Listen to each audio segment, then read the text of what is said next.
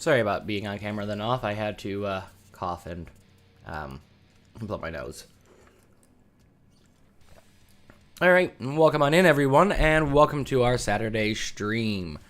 In this stream, what we'll do is we'll continue working on our prep for Unreal 5 beginner tutorials.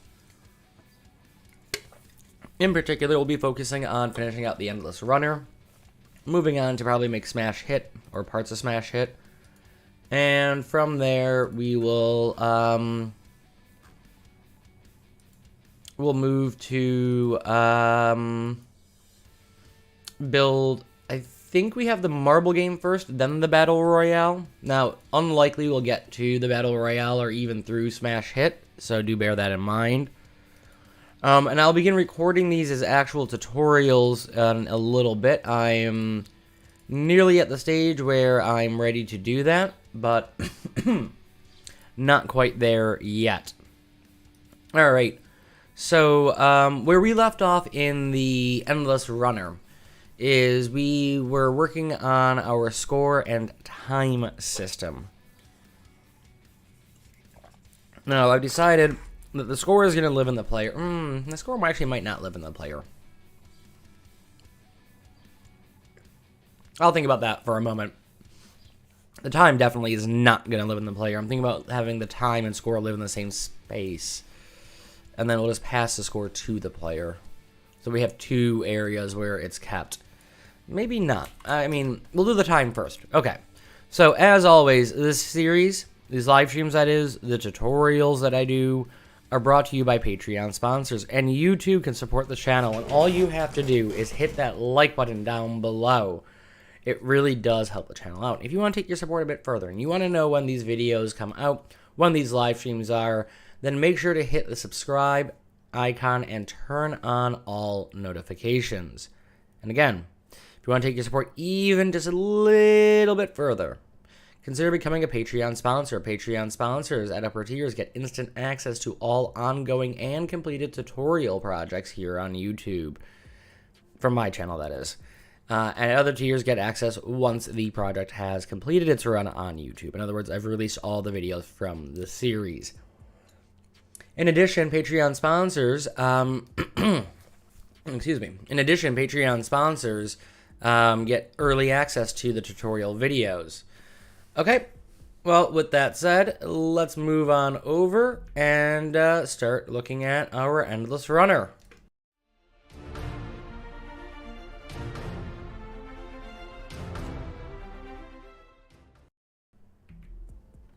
Should I let you turn the camera off? Alright, so here we are. We have our code up and ready.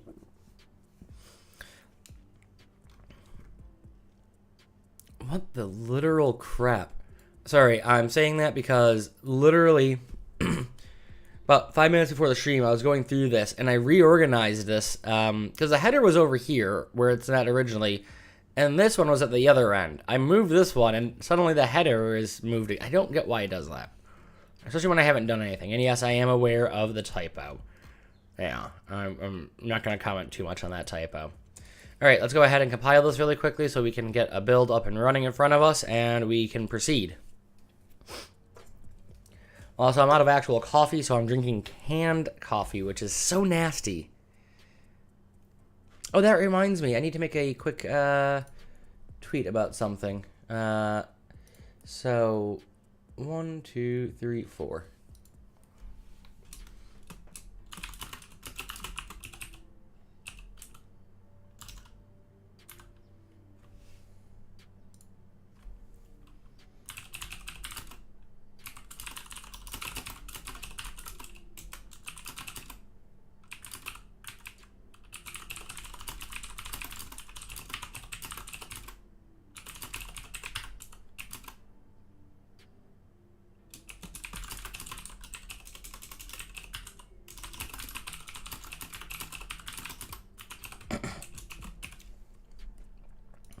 Sorry, I'm being salty because my bank has blocked access to my money. I had a fraudulent charge go through. I called it, and they, one, haven't returned the money, and two, are giving me a very hard time about the situation. So I am just quietly posting every day that I don't have access to my money to kind of point out what's going on. All right, so if I hit play, that's also why I don't have real coffee. That's what reminded me. You see we have our movement. My hands aren't there. We can see it's moving. I'm just going to move so we don't hit that thing. In fact, actually, I'm going to let us hit the next one. You see we reset. Takes a moment, and there we go. Now, I could make an argument based on the reset time, or sorry, the reset location, to actually have it, the timer actually live in the player. Now, you notice on the right-hand side, our lives have changed. That is due to the fact that, well, we fell off the edge. When we fall off this edge here, you'll see the life drops back to 1. Now, in theory, at this point, it probably should switch to another level, but we haven't written that in yet. And there, we're at 1. Now, if I fall off again or crash into the cube directly in front of me, which is what I'm going to do, you'll notice it resets. My lives are 0. And nothing happens. Sorry, I'm hitting my keys as hard as I can so you can hear it. Our character is dead. So when we hit live 0, it literally just locks everything out. And the way that works, really quickly, if you just pop back over to here, is that if our life count equals 0, we reset our time. It does not equal 0, we reset our timer, right? So we reset when we fall off. Regardless if we're 0 or not, we cancel all motion. We clear the reset timer. We disable movement. We reset the location. And if we have lives left, the reset timer triggers, which happens up here. Right? So, well, we don't ever reset our movement value. Therefore, our character can't move. So we're stuck frozen. Right. That is our setup. Now, there are some changes to the UI I want to make as well today, potentially. So let's open up our UI. And remember, we are using a mix of Blueprint and C++ for our UI. Our score here, for example, our number of lives and our score, and all of this, sorry, everything up here right now is represented within,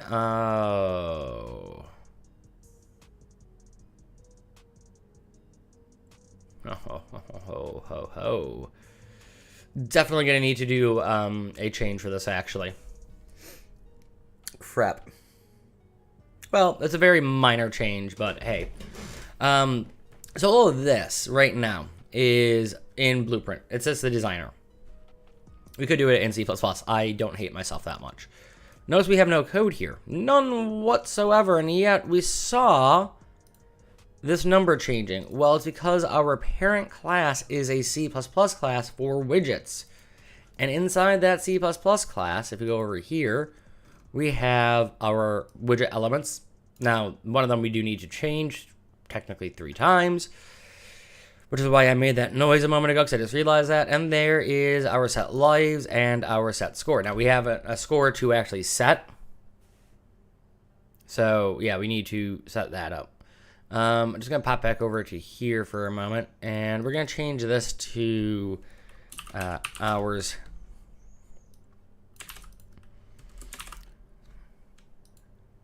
We're going to add another one called minutes,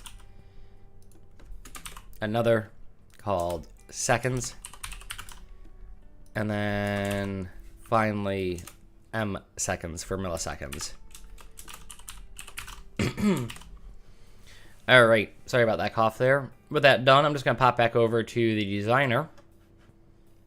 And in here, I'm going to wrap what we have as time. So wrap with, and I'm going to wrap it with a horizontal box. So, sorry, the microphone, of course, is right there. Cool, I'm not seeing it. So I'm going to go to panels. I'm going to select horizontal box, and then I'm going to right click here again and wrap with, oh, it's not giving me the option. Lovely. Oh, there it is, horizontal box. Cool. I'm going to call this time anchor. Now notice I did not create a binding for this one like I did for the other one. All right, so Let me just get the C++ back up. So it was hours, minutes, seconds, M seconds. So this is going to be hours. And the names here have to match. Okay. And I'm just going to format it this way. I'm going to duplicate this. This will be minutes. Duplicate it again.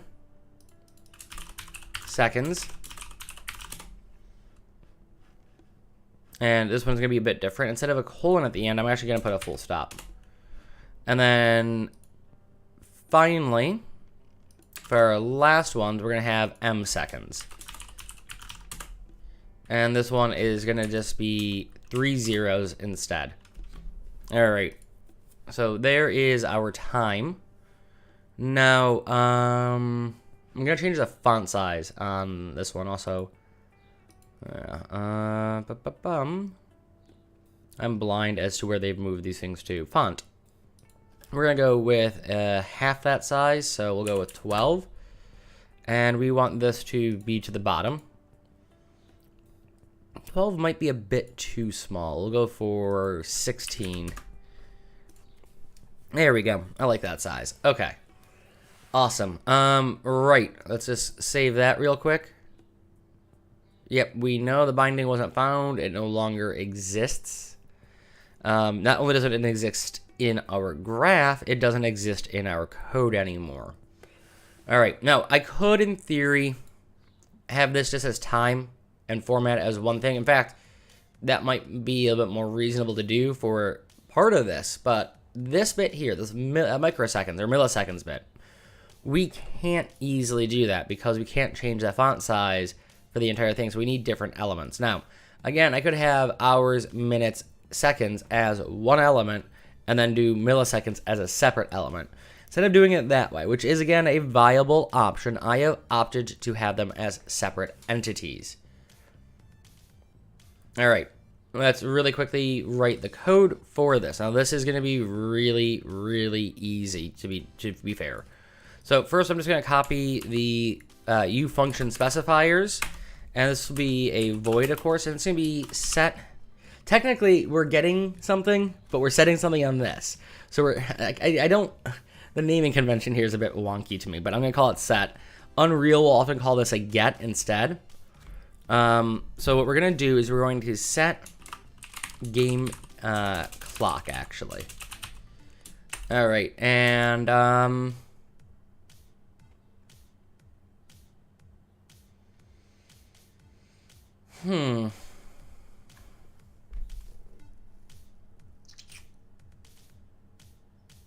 All right, I just realized I haven't made a decision that I need to make. How am I passing this information over? And I don't mean, am I using an interface or something? I don't mean, where's the information being stored? I mean, I'm either passing over 4 variables or I'm teaching people how to make structures. Now, personally, as I'm sitting here talking about this with you guys, I'm thinking that structures make a lot more sense to use, but are harder probably for people to understand. I could just be overthinking that. Right, I am going to do it as a structure. And the question is, where am I going to have this structure live?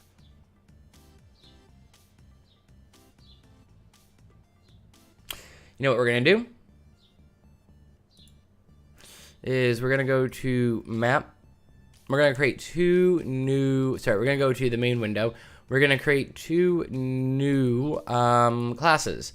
We're going to create a game state and a structure. So I'm going to do one of them in core, and that's going to be our game state. And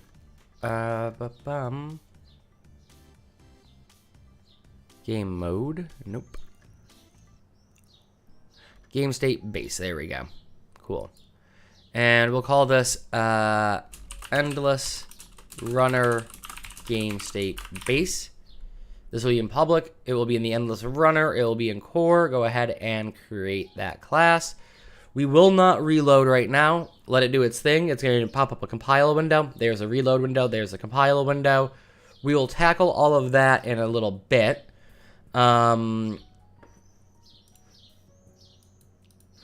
I just want this to finish out what it's doing.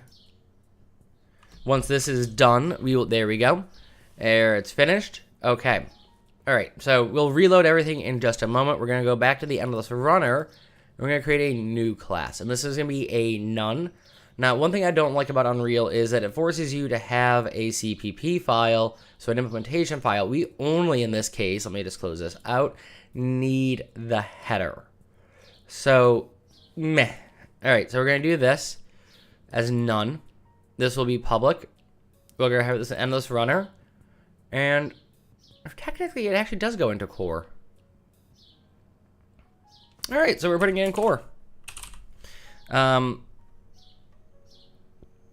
Yeah, I would actually, sorry, I have a subfolder that goes into when we convert it down.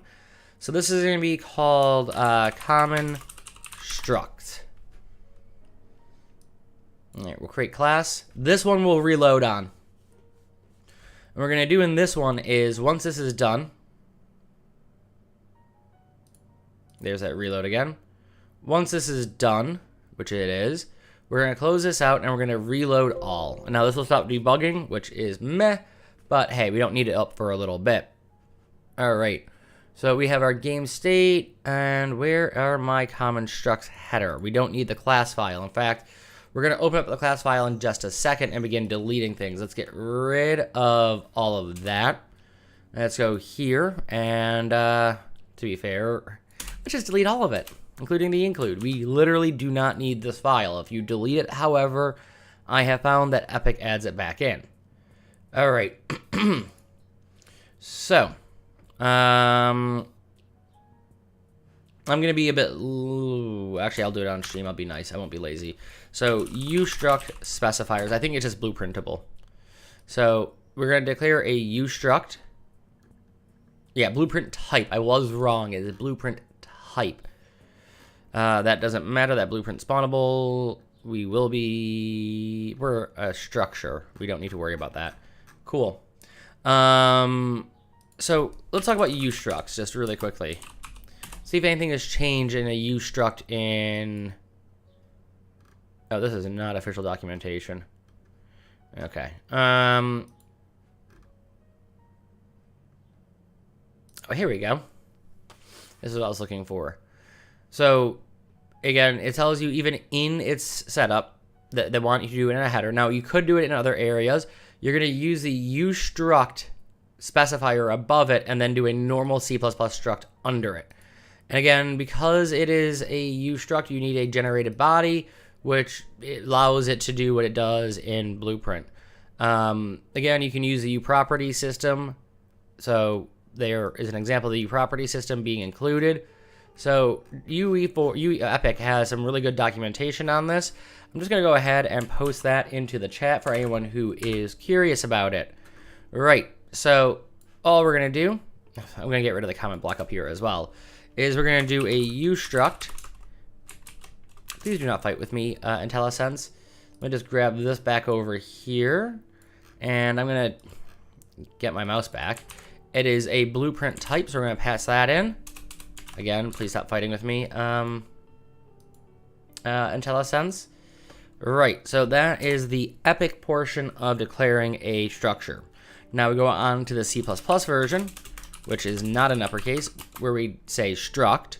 Now, naming conventions in Unreal are F stands for structure. So an F vector is a structure of 3 floats used to represent X, Y, Z, RGB, vec4, linear color, RGBA. So these are things that we, are commonly using in terms of the already existing naming convention. So we're going to keep to it. We're going to do F, and this will be game time. All right, and again, we need the generated body macro. All right, now, of course, we are going to get that error message. That is expected. All of this is expected. It's, yeah. I did spell struct right. I did.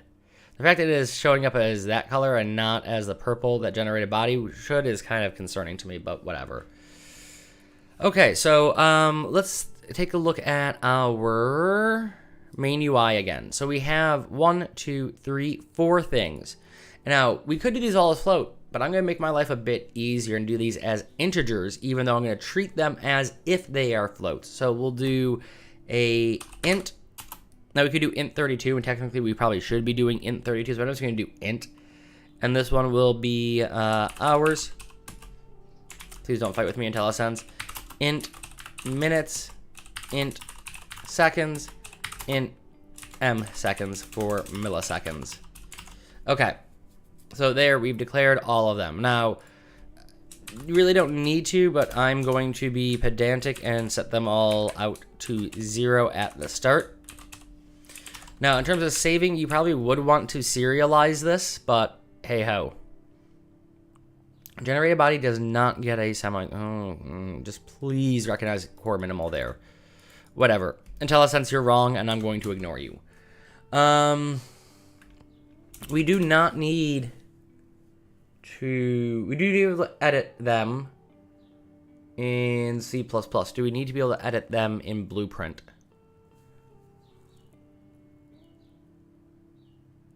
No. I don't think we need to edit them in Blueprint, so we do not need to include any specifiers for them. Okay, cool. Let's go ahead and go to our game state base, and in here, what we're going to do is we are going to include, and we're going to include the common structs. There we go. And because I'm going to be lazy, I'm just going to come back to my header here, and I'm going to grab all my lovely little things I use. Ooh, that's the wrong one. All my lovely little things I use for this stuff. Oh, wow, this one doesn't come with the constructor already. Cool. Anyway, I'll grab attributes in the protected then. I was trying to be nice. Right. So, I'm in the wrong thing. Where is my game state base header? There we go. All right, boink. Lovely. All right, so for our first attribute, we're going to have an f game time. And this will be called game time. We're going to use the default constructor in that, which sets them all to 0. All right. Next, we're going to have a method. And let me do it again, be just cute and grab this, this bit here. Member methods. Sorry, I'm still having the E key issue, clearly. Take from that what you will. All right. Also, again, generate body doesn't have a semicolon. See? Yeah. All right. So for our protected member methods, we will do void set game time. It's going to take in no arguments. We do need a constructor for this. I was right. I am just thinking about how this is going to work.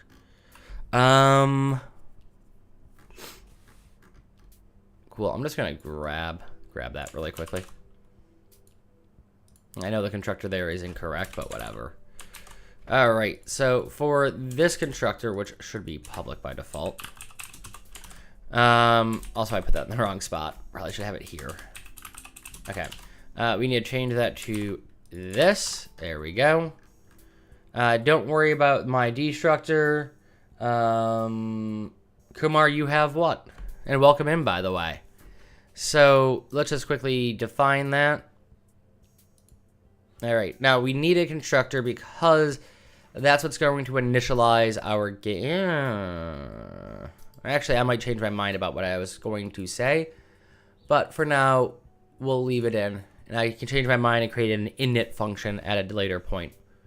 All right, so there we are. We've created our 2 functions. Now, our set game time, we're going to do this really simply. We're not going to do any fancy thing where we're changing things out to change based on game speeds being different, like we do with the RTS.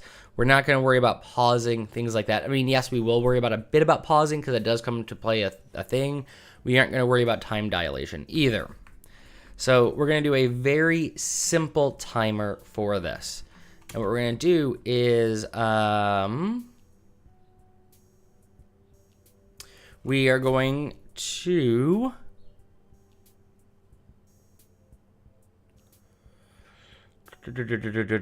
take our game time. We're going to get our milliseconds, and we are going to add to it a value of, give me a second to double check what I've chosen. 100. Okay. So we're going to add to it 100. Right.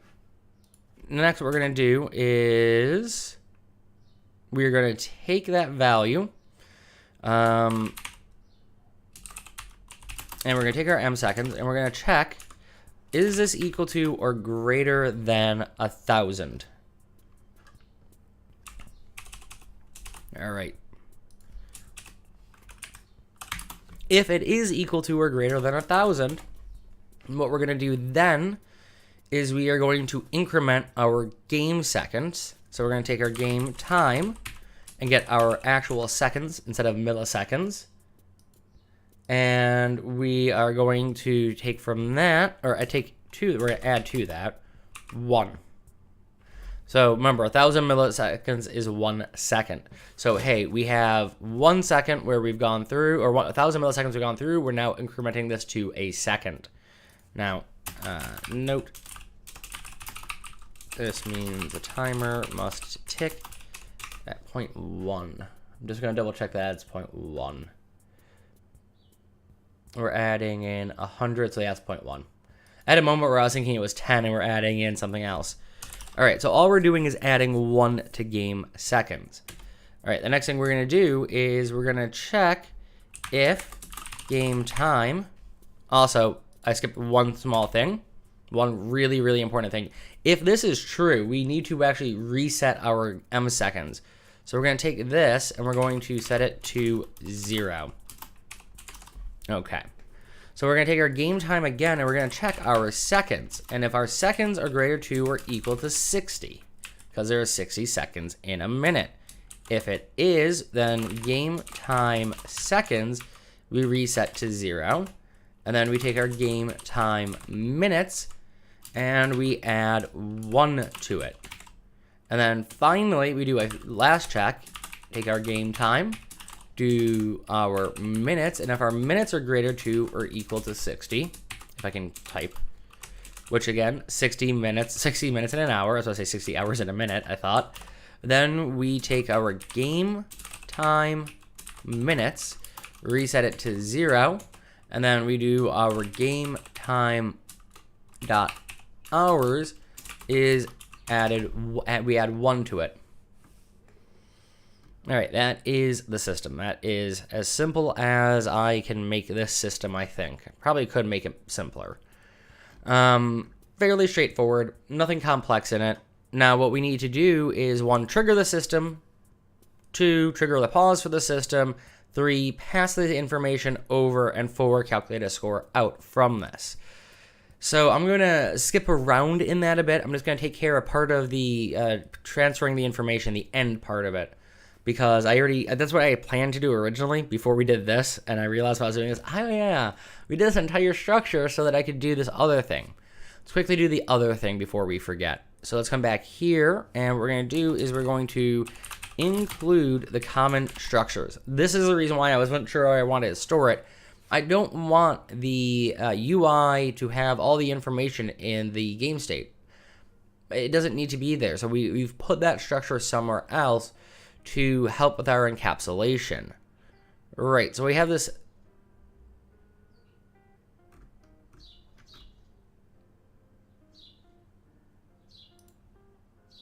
Sorry, give me a moment. I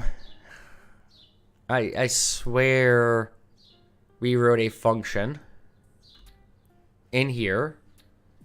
And I'm just double checking I didn't accidentally put it in the wrong spot or something. I didn't. That seems to have vanished on us. Alright, we don't need the reset trigger, by the way. We can get rid of that. But I don't think we need the obstacle base either. We can get rid of that. Oh, I didn't mean to pin it. Oops. I didn't put it in there. We don't need the C++ file for that one. I didn't put it in there. I mean, that is the same name, really, but I even remember making a comment about, oh, we need to copy this U specifier. All right, well, let's do that again. Copy the U specifier, void set game clock, and this is going to take in an F game time in. And yes, game time should have a capital T. It is game time. That is what I called this thing, right? F game time, yeah. Oh yeah, there we go. Okay, cool. Let's create a actual definition off of this. Let me move the mic so I can actually see the screen. All right, I'm not gonna do it in the little window. I am just gonna save, switch over to the correct window, and in here, what we're going to do is we are going to follow this setting. Now, it's gonna be a bit different.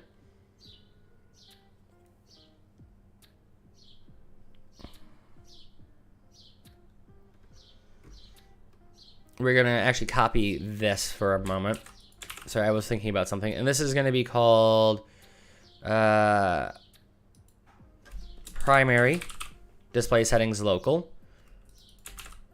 Let's just switch out the names, and these will be set to 2.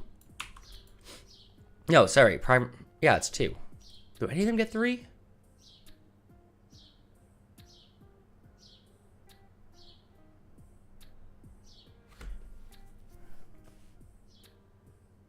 No. Actually, I'm gonna just rename this because I was thinking, oh, we're gonna have 2 different settings, with one with having 3. No, one of them is gonna have 3 potentially. We'll do it as 2 for now. It doesn't really matter. We can change that fairly easily down the road. So we're gonna take hours. We're gonna do set text, F text as number. We're gonna do time in dot hours. And then we're going to pass in, if I can find my ampersand key, display settings local. Okay, let's copy this line 4 times. So we have hours, and we have minutes.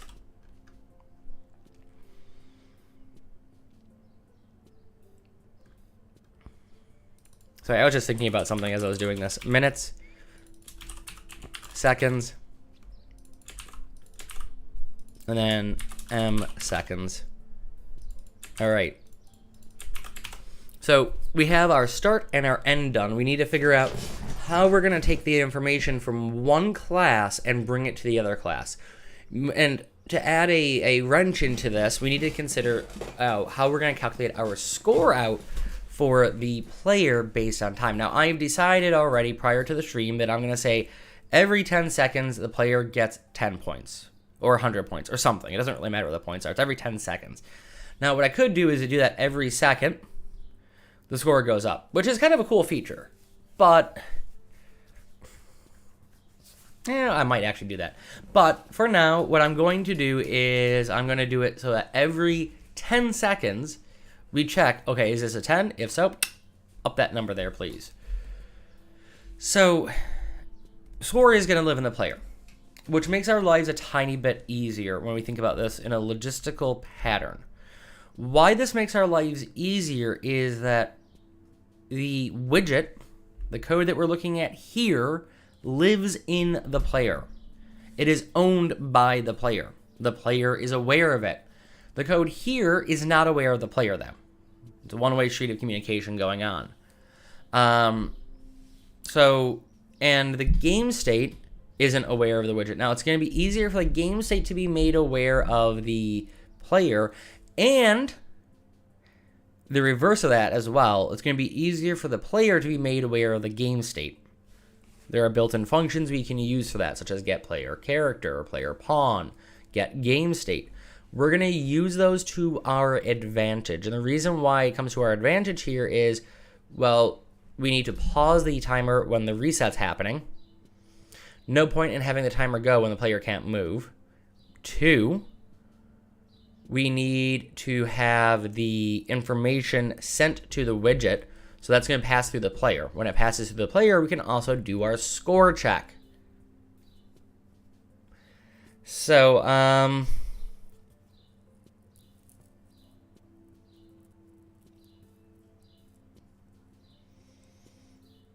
going to start with the actual setting. We're going to take a step back from that. We're going to come here to our game state. And what we're going to do is we are going to calculate our time using a timer. Now, I'm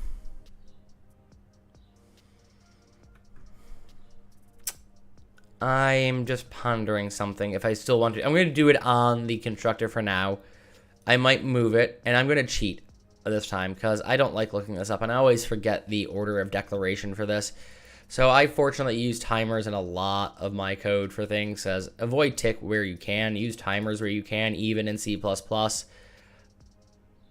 it's a little bit easier to do it in C++ to get away with a tick in C++ than it is in Blueprint. So I'm opening up a project that I'm currently working on where I've used a lot of timers. Sorry, it saves me time digging through the API if I have an example of my own code ready to go. Unfortunately, God, I am congested today. Fortunately, I have my own thing for that. Oh, excuse me. So, where do I use a timer? Do I use one in game state ever? Replicated methods. Enum as bytes. Sorry, I'm looking at my actual other game clock system I use. I do game time manager, game speed control. Is that actually? I think that's something else.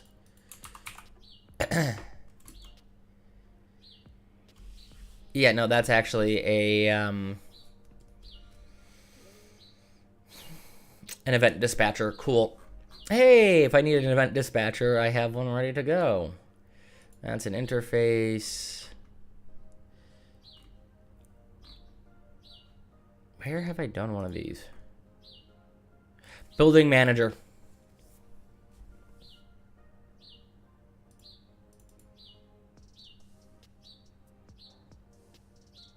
Building master, building manager, building manager. Cool. So I want the timer manager include. Cool. So let's go back to the header here. And just above the common struct ones, we'll do include. And then we have timer manager, which is our timer handles, everything related to our timers. Okay, so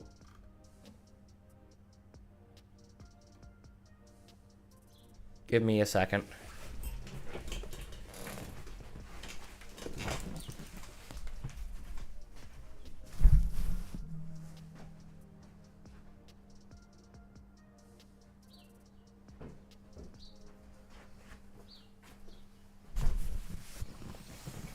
Sorry about that. I swear I heard somebody at my door. My neighbor is out, but expecting a package to be delivered, so I was half expecting that to be Amazon or somebody dropping off the package. Nobody was there, so yay. I hate this chair, by the way. Sorry for how squeaky it is. Alrighty.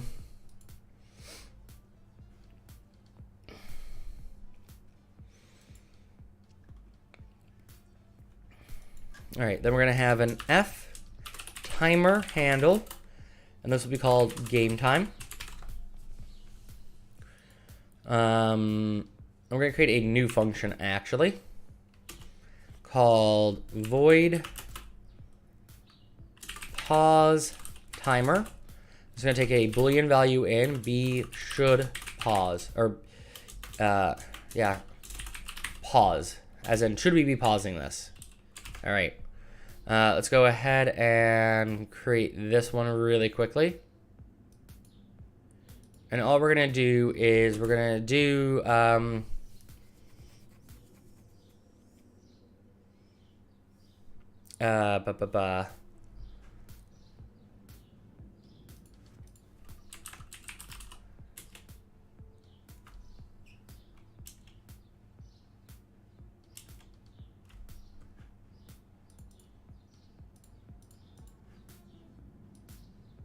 Sorry, my computer just went crazy in the other window.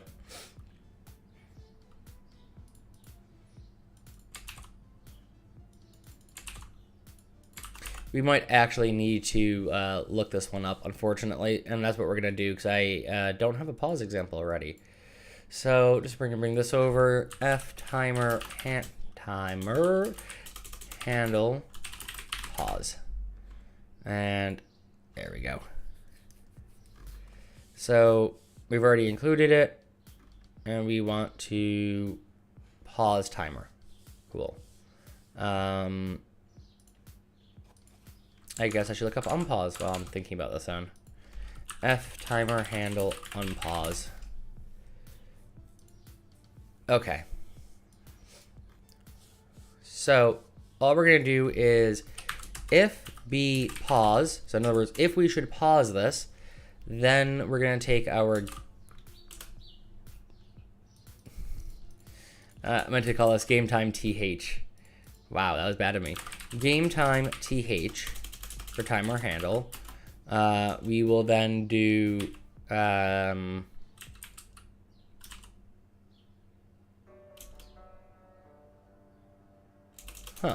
okay.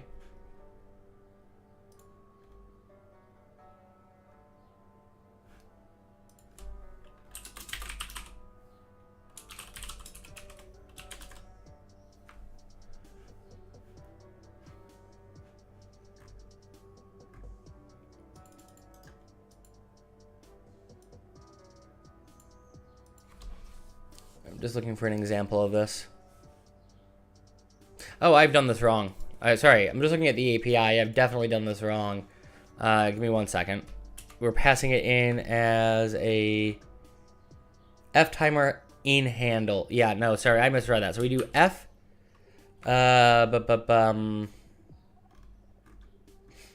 F timer handle pause timer game time th. Okay, why are you giving me an error? F timer handle does not sorry, that should be F timer manager.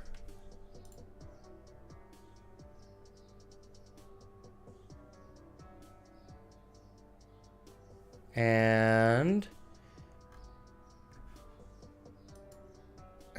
let me just redo all this. Give me a second. So F timer manager pause timer, and we're gonna pause our game time th. Okay.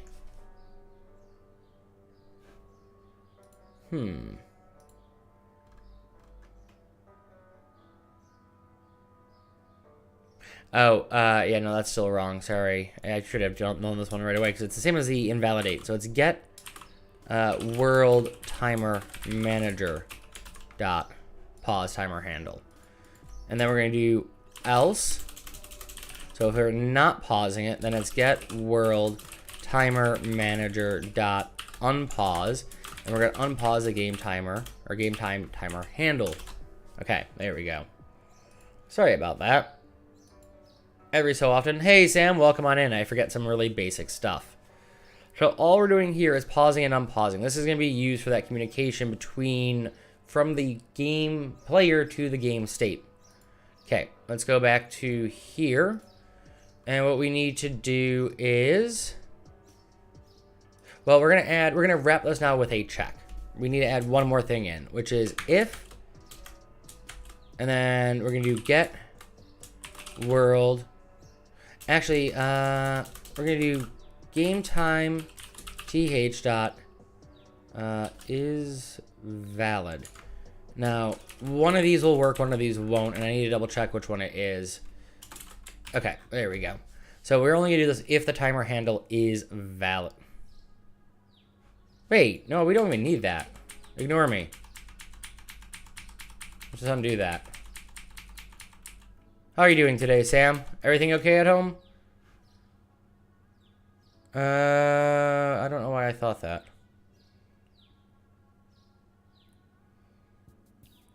So what we're going to do up here is we're going to do get world. We are then going to do get timer manager. And we're going to do set timer. And we are going to set the game time timer handle. We're going to do it here. We are going to pass to it. I really wish it was giving me the right prompts there. Those are not the overloads I'm using. A endless runner game save base. Set game time. There we go.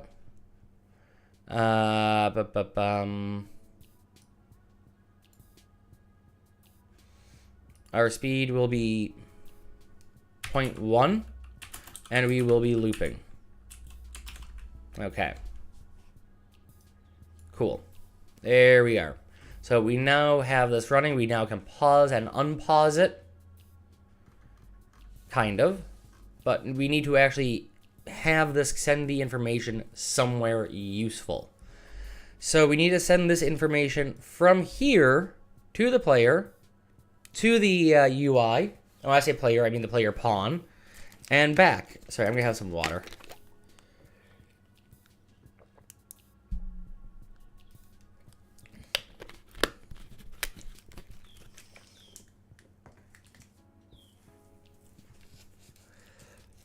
All right. How am I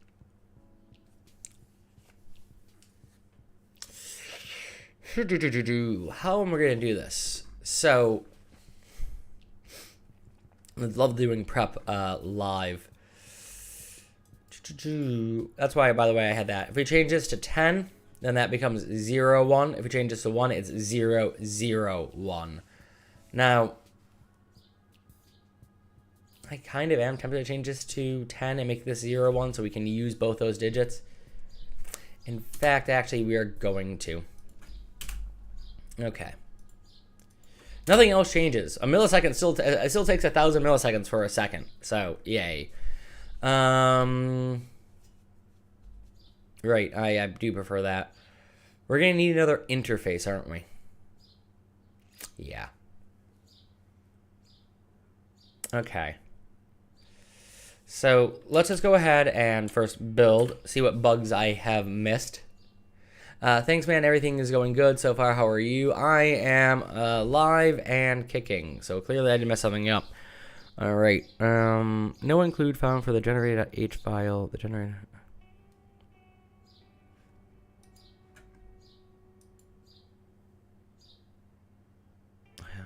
Did you not actually give me one when you made this? But okay. All right. So include, and then it's going to be common structs. I'm going to cheat because I can never remember the order for this bit. Dot generated dot h. Okay. So it is dot h. All right. There we go. Let's go ahead and build again.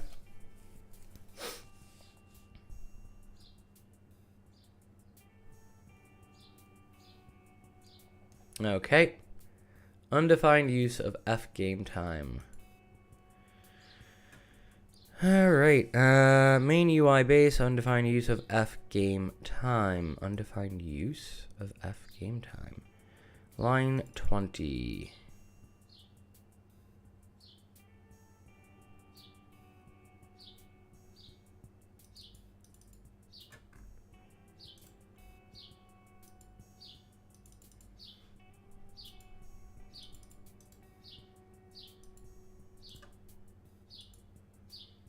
Okay, so it is seeing the correct thing. Awesome. That's all I wanted to make sure of.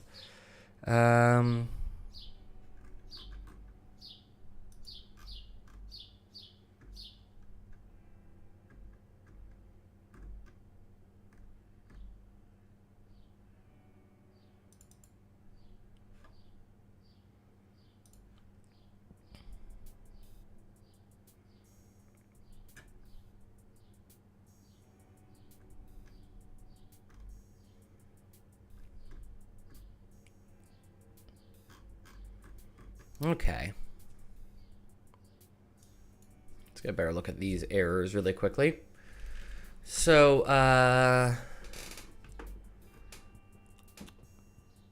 Series build. Common structs. See reference class template. Instantiation. Use script T CPP struct ops F game time being compiled. Common structs air undefined type F game time. Okay. So it looks like all the issues relate to this. What did I mess up there?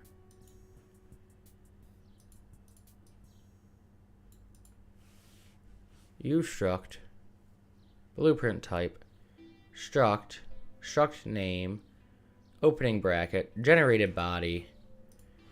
My members or attributes for this.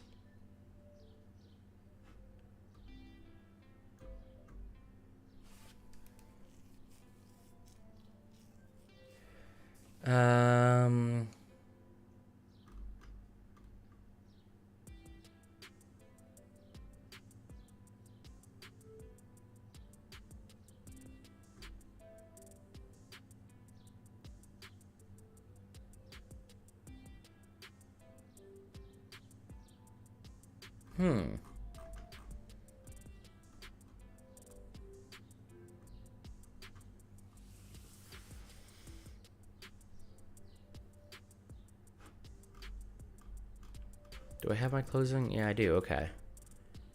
What is going on here? All right. Well, Google.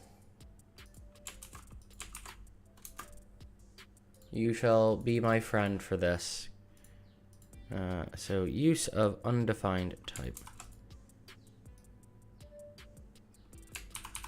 So, we will search for struct use of undefined type.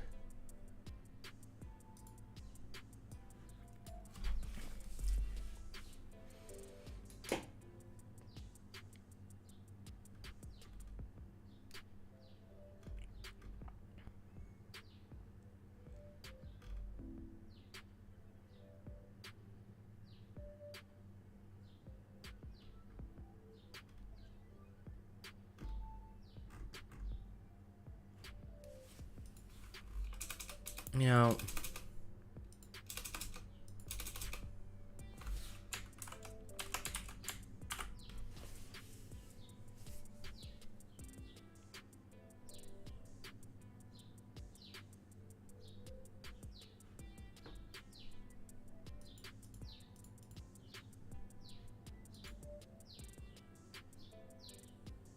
oh,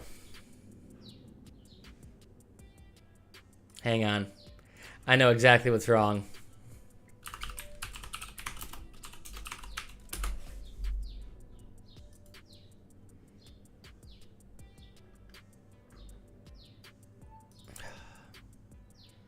Fine, don't you put the F in.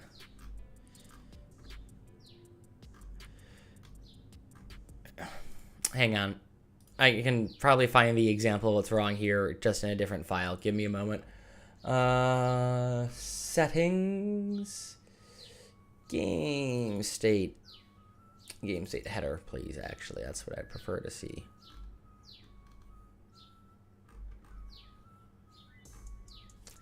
Oh no. Okay. I'm wrong, but I do wonder if that's the cause.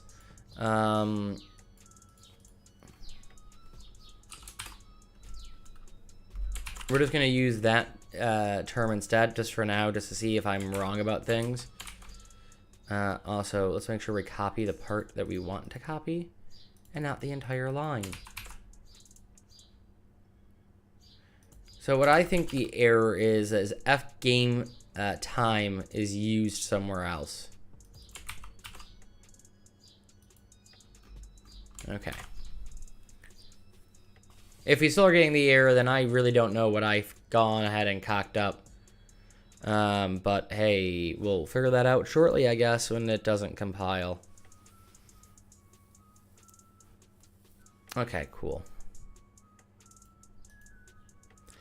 Right.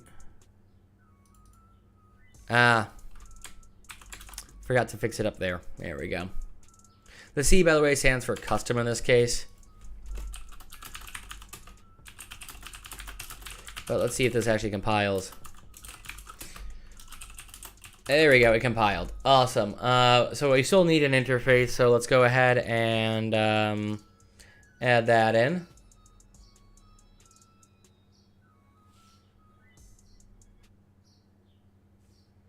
And we'll do some other setup stuff too that we need to do to get this fully working.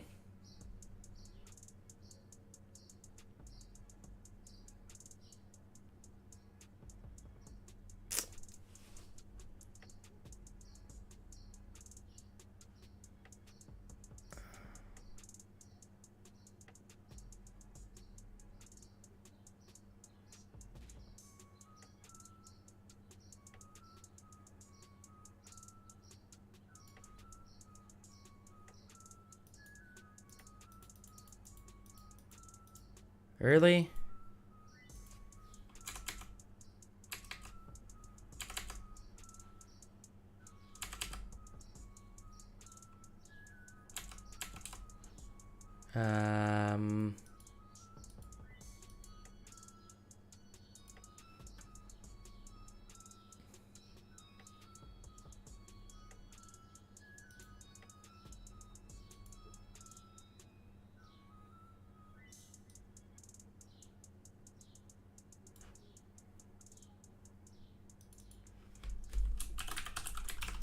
We're just gonna do something to make this a bit easier on me.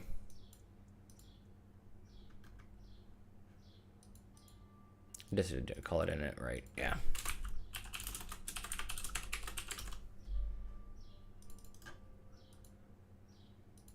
And because I already have that, we're gonna do that instead. Okay. Let's try this way.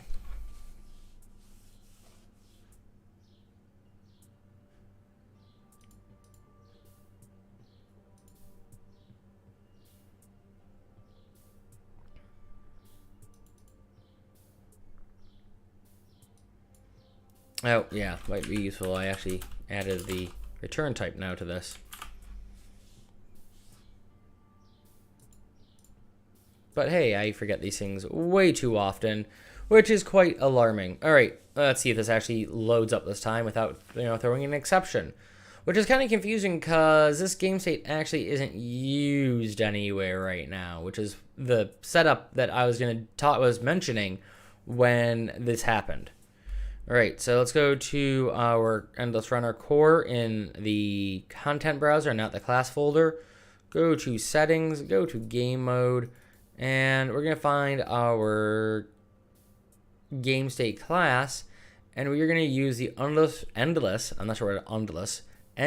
runner game state base. All right, go ahead, compile, and save that. With that saved, we will next go ahead and we will build that interface that I mentioned. So let's go ahead and go to our classes and all right.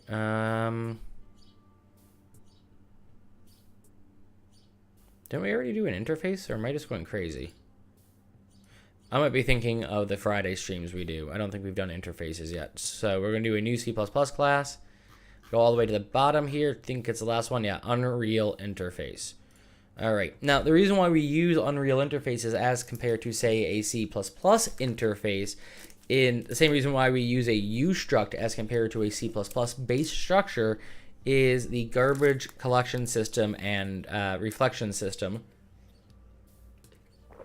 employed by Epic is better supported by these two particular classes. Now, that is to say, that isn't to say you couldn't use default C++ stuff. You could. You just might run into some issues, and we're trying to avoid sort of memory management stuff as much as possible for this. So we're going to do a Unreal interface, and this will be our game time interface. Now, Yeah, I'm gonna call it game time interface.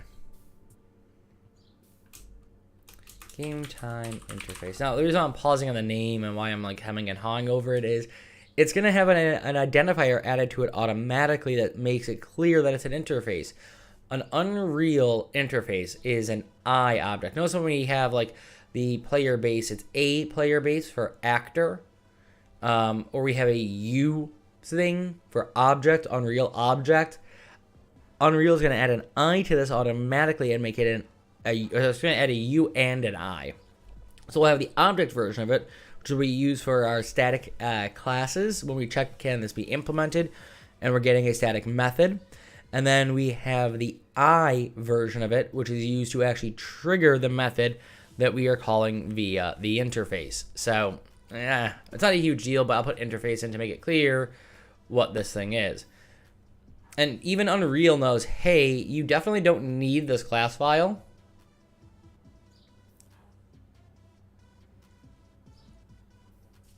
But it still gives it to us. All right, let me close that out. We're going to lose this window in a moment anyway. Let's do reload all. And before I do this, everything saved? Yes, it is. All right. So, what are we going to do? We are going to...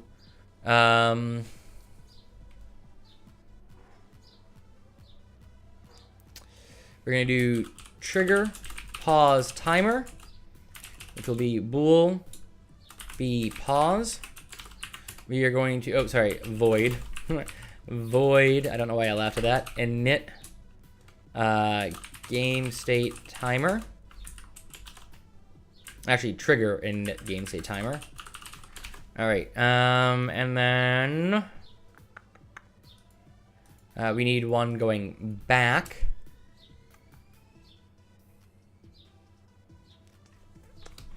I'm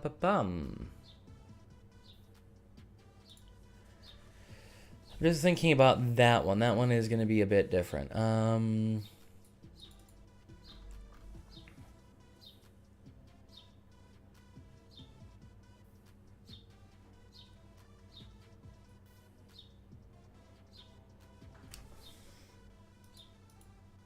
right, we're going to try this as void.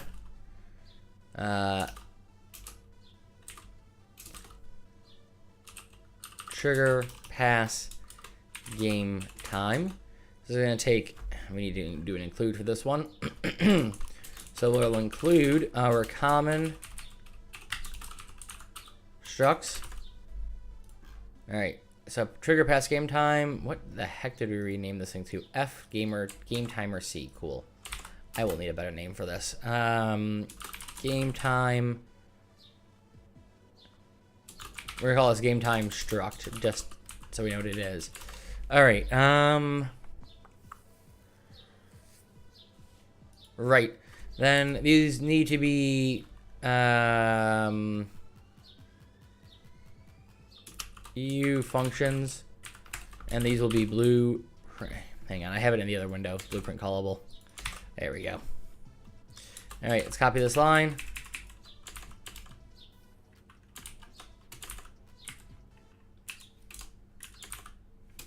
All right, there we go. Our functions are declared. Now, these are automatically pure virtual functions.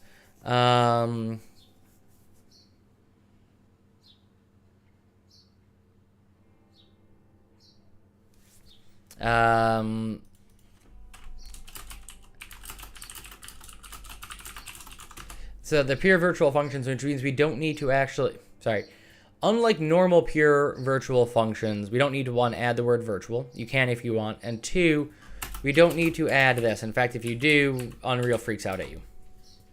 Also, as you might notice, hey, there's that I mentioned earlier, and there's that U version I mentioned earlier. Notice that each of them gets a generated body. Notice what they're inheriting from. All right, so, well, let's get rid of the window we don't need, because, yeah, we're never going to use that. All right, so we need the player and the game state to inherit from this class. let's start with the game state, because we only really have, these are just wrappers in the game state, and we only triggered this one. I mean, all three of these are going to be called in both. So it's literally the same amount of work in either. All right, so just going to move this over here. And we're going to come back here, and we're going to include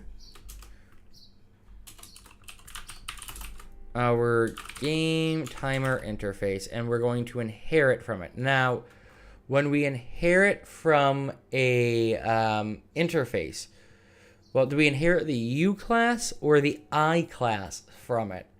And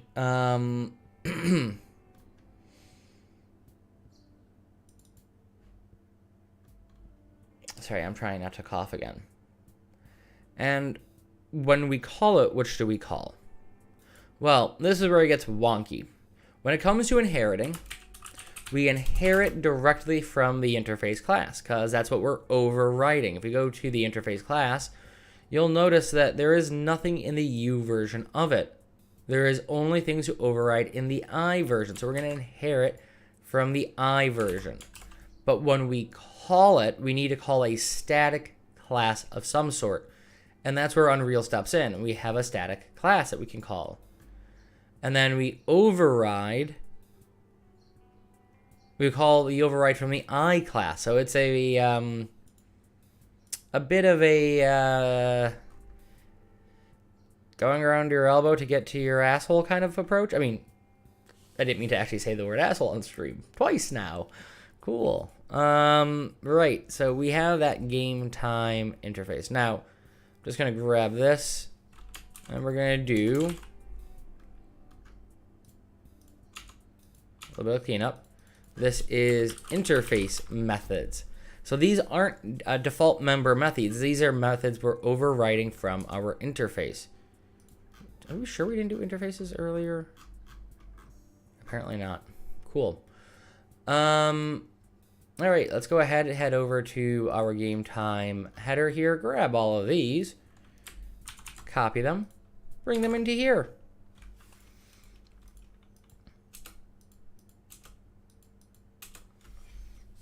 All right, so let's start with the trigger, the pause one. Actually, let's start with the init one. These are both wrappers. In here, they're wrappers. So what we're going to do for this is we're literally going to call up init. That's all that one's doing. It is a wrapper for it. Our other wrapper, our trigger pause timer here. Well, this one, we're going to wrap it over our pause timer. And then B pause gets passed in. So that's calling that one up there. And we're passing in the data that way. All right, now for the fun one. This one, we are not creating a wrapper. This one is going to be a bit more complicated. So let's close that out since we actually take a look at it. And what we're going to do is we're actually going to copy this for... I messed something up.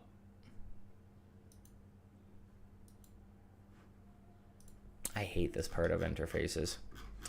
Right, so let's fix my mistake.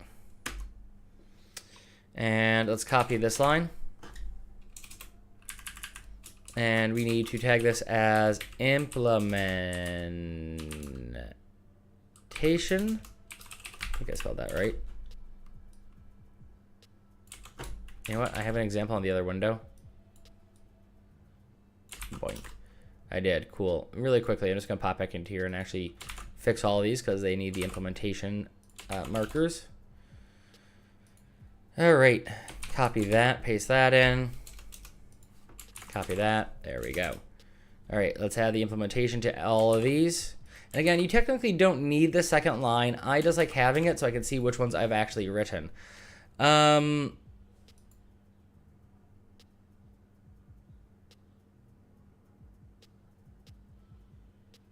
Give me a moment. I need to step away. I'm sorry.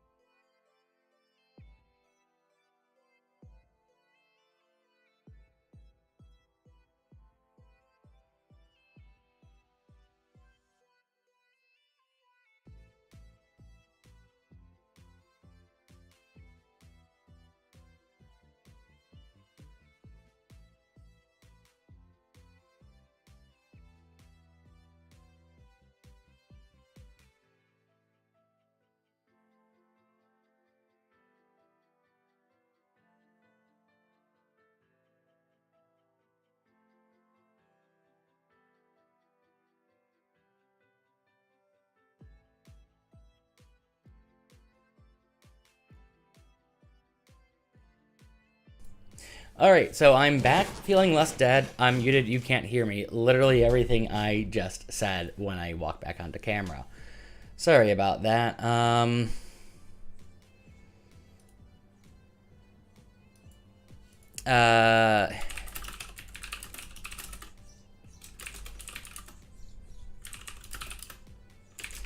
So yeah, English is failing me right now. Again, my apologies about that. I did not feel well suddenly, and hey, I've worked out that something in my fridge is bad, and I know exactly what.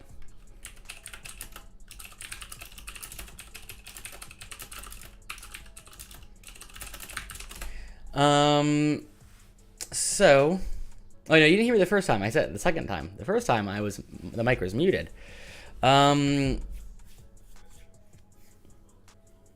Okay, so, okay, we're writing the ability to pass the information over from the game state to the player. The player pawn will pass that information from itself to the UMG widget, which again is owned by the player pawn. Remember, widgets are owned by the local controller. So in this case, we've embedded the local controller in the local pawn instead of having it separate. Now, in theory, they should be, but meh. Like with like. It's one of those points that people often argue about, and to be fair, I have not seen a single argument that is right. Oh, it's called the controller, therefore the controls need to be in there. The default setup is that the controls are in the pawn as well. If it wasn't meant to be, the default wouldn't do that. In fact, they're very... The example where anyone says, oh, it should be in one versus the other, they're idiosyncratic if they are talking about case-specific things, or they are wrong. Because it is an idiosyncratic approach regardless. So those who aren't looking at idiosyncratic, they're right usually for what they're doing. But those that make blanket statements about this use, they are typically wrong. Unless they are saying something like it's idiosyncratic, it can go into one or the other. And here are reasons why you might pick one over the other. And here are cases that say, well, maybe you should do this.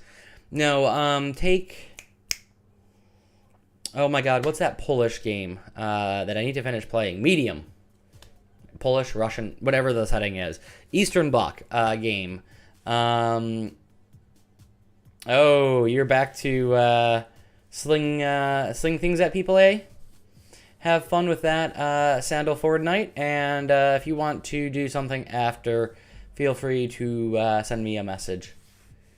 Or, yeah, message. You don't have my phone number, I just realized. But yeah, good luck with dealing with people. You know, try not to kill them. So yeah, it's the game medium.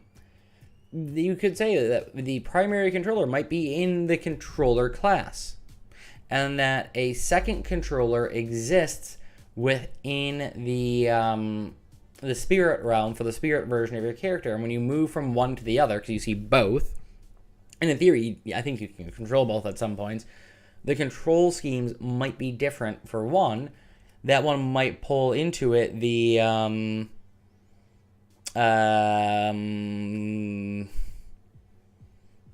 it might pull from the player pawn instead of from the player controller. Sam, I know you're here. Sandal is a person who can run to my house and throw things at my head very easily, if you get my meaning. Please don't do that, Sandal. I would not be happy.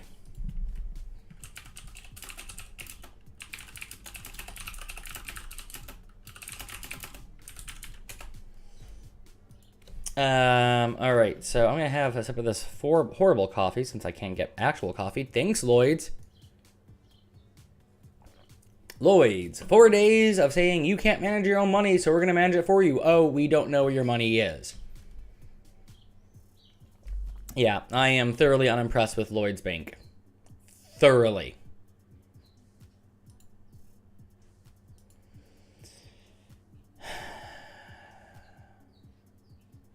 Why? Hang on.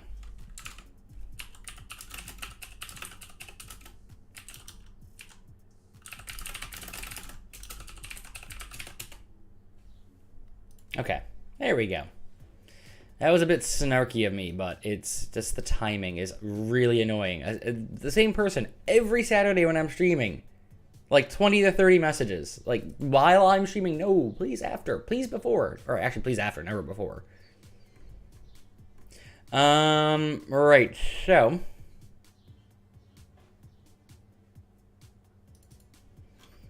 I'm just trying to think about how we're going to do this. We need to get the player character.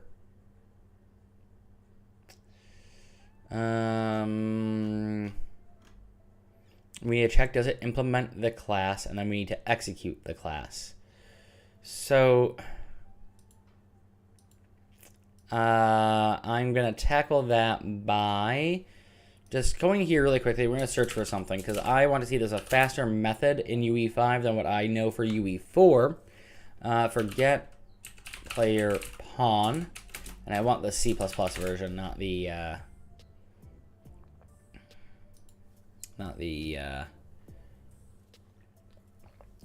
this version, not this blueprint crap. Okay.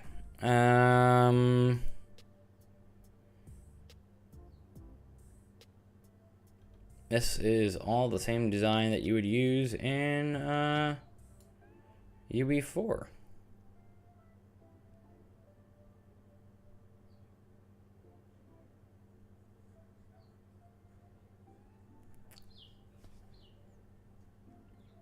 All right.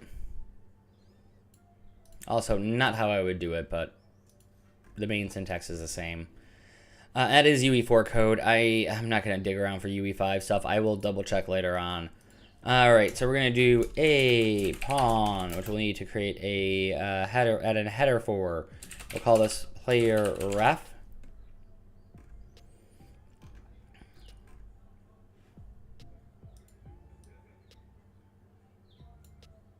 Okay, did not mean for that to pop up. Sorry about that. All right, so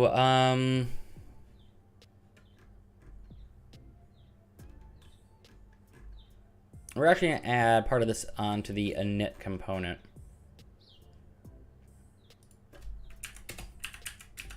Because then it makes sense to do here. We'll do a player ref. And we're going to set this equal to u gameplay statics, which I definitely need to include for this to work. So let's go up to here and do include Kismet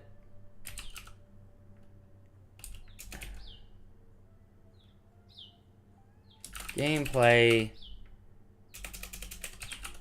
statics. Not sure why that wasn't finding it for me, but okay. U gameplay. I always make that typo. Statics. Get player pawn. We're going to do get world for our world context, and we're going to get player, the first player, so that's going to be index 0. All right. All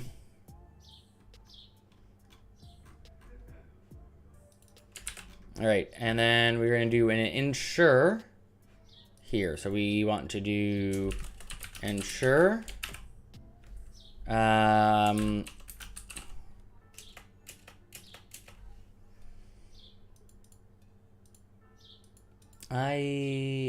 forget my order for these every time I do this.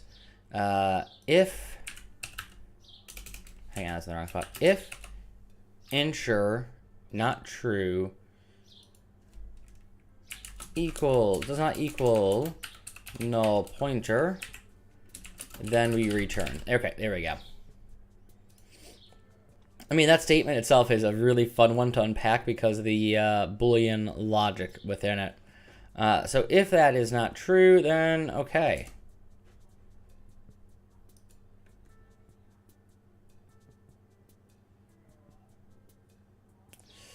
Right, next what we're going to do then is we are going to locate the player. We're going to check that player to see if they can actually spawn in a the interface. So what we're going to do for that is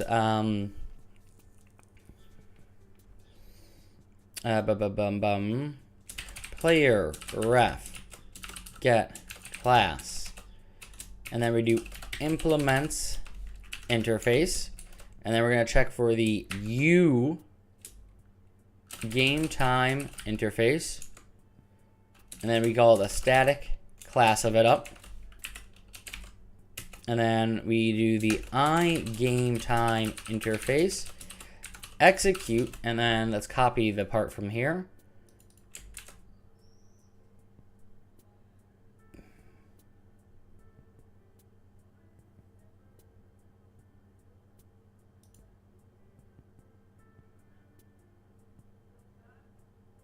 I've actually done this wrong, by the way. That part remains the same. And then it's player ref, and it's game time. Hang on, because I have made an actual mistake, like a serious one. But we can solve it within like 5 seconds. All right. So that error is going to remain, as we talked about yesterday if you were here. I've done this completely wrong. Take all of this code, cut it, and then we need to do this here. So we're doing this regardless of if we've changed the time past this last little bit, or past this first little bit. All right, this we do not implement at all. I don't know why I thought we did. However, what we can do is take all of that, and we can bring that over to the player base here. And I'm just going to paste that there. I'm going to grab this, and I'm going to drop that there. Drop that in, indent, indent. This is interface methods. And again, even though it's already in the public scope, I am going to just redeclare public. I always do that when I do a new section. That way I know, hey, this is what's happening. All right, so it's the player pawn that implements that event. And that's why we have that there. So what we're going to do is we're going to create a definition. And here,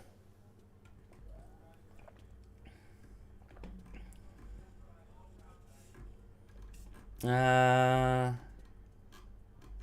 we're going to have the timer stored here temporarily.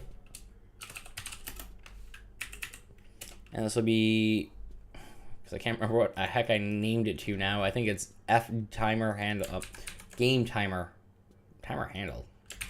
Game time player. We're gonna call it game time player so we know it's the player's copy of it. And all we're gonna do is we are going to pass in the game time struct. All right, there we go. In addition to this, actually, we're going to do a bit more. We're going to take the game time player, and we're going to take the seconds,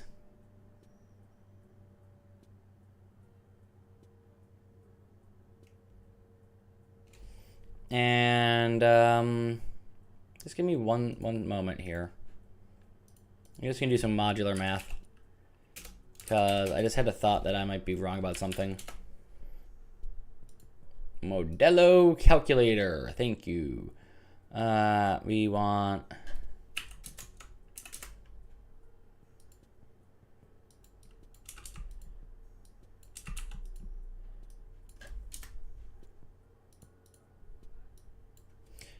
let's try just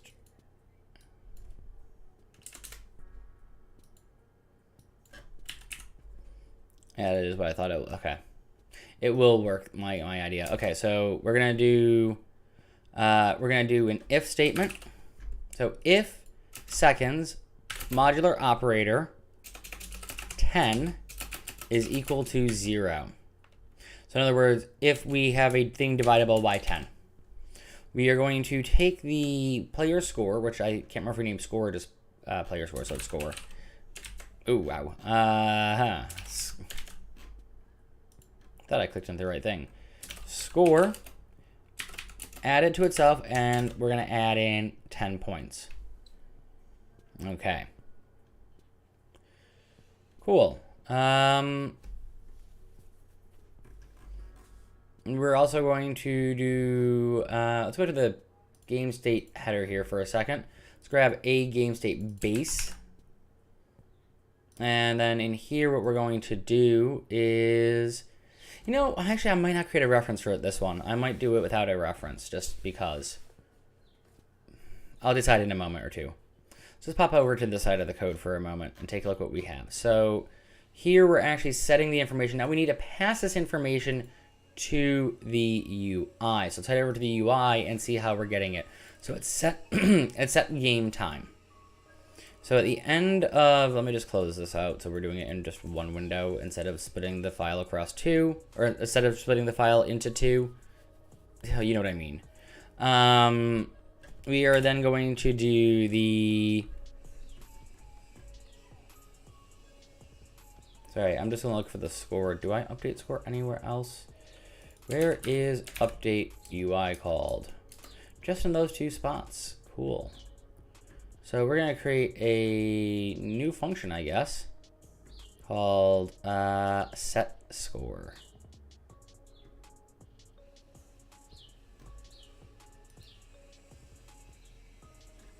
You know what? No, we won't. But we will go to here and we will grab the widget reference for set score and pass that down here.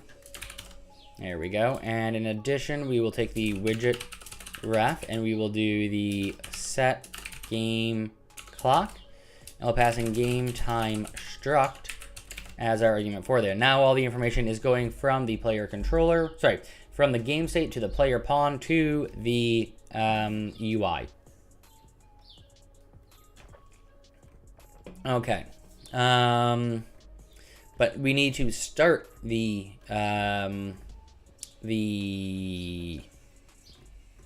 timer. So let's figure out where we're gonna start. We're gonna do it at on the begin play here. Sorry, I'm trying to find something that I'm not seeing, and I'm getting bugged by the fact I can't find it. So I want the. I'm thinking of a different project. I'm looking at the files going, where's this thing? And it's like, oh yeah, no, it's a completely different project. Right.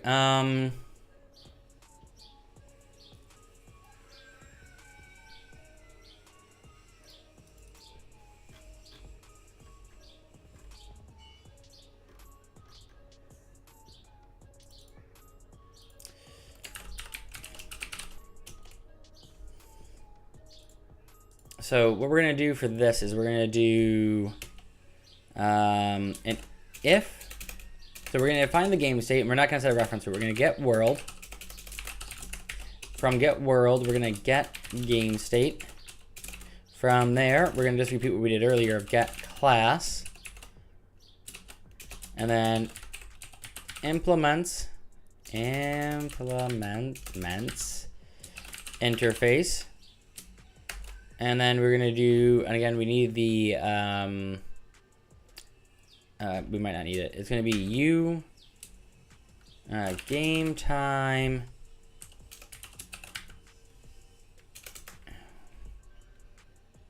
Let me just grab this thing. Game time interface. And then it's static class. Now, we haven't included this. We need to include this. I forgot to include this.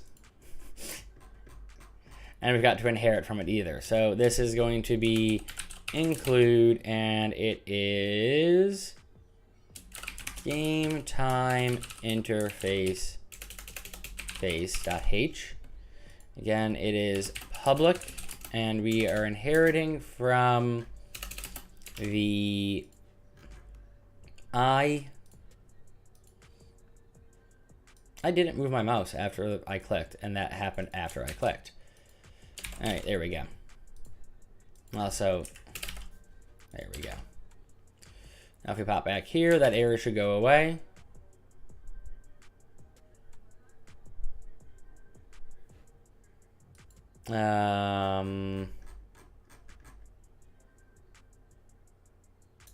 Okay, I think we need engine world for some reason.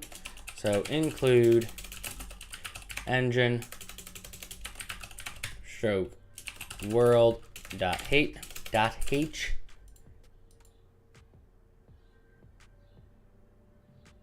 Yes, you could. Don't lie to me. Close that out.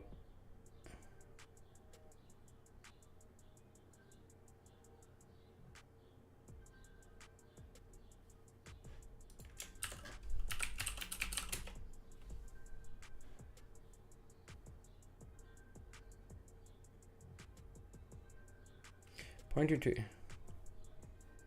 get class.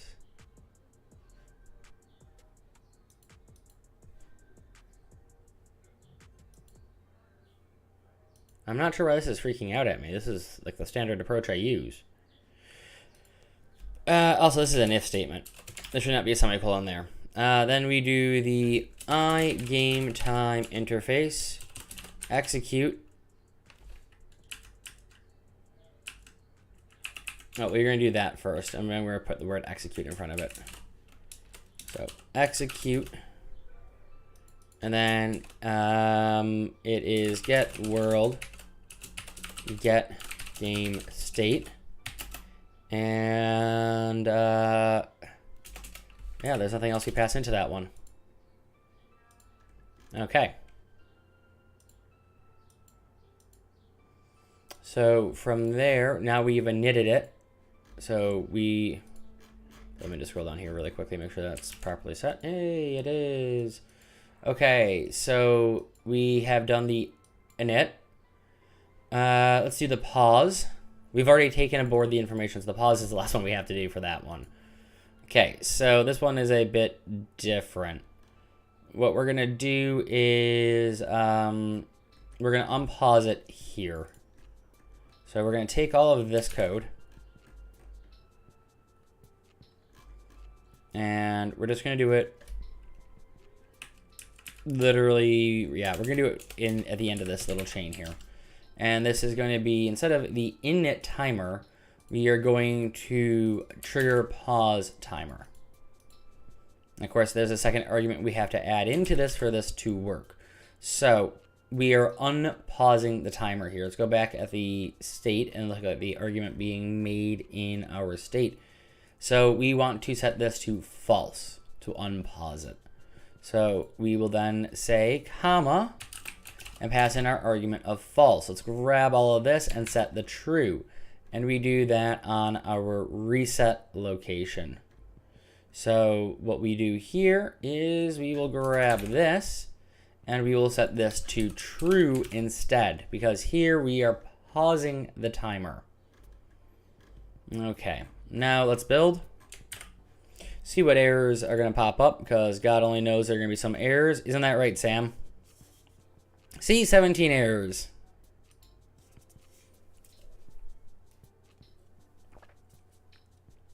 All right.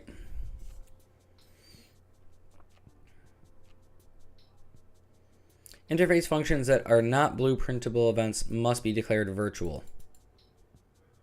Oh, okay. That is new.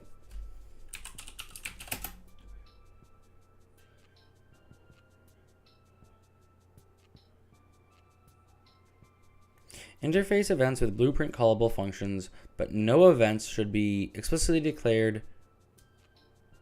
That's a warning. Interface functions that are not blueprint implementable events. Okay.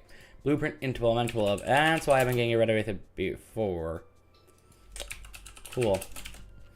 Let's go ahead and build. 12 errors. All right. Warning, error, missing U function, implementation of past game time.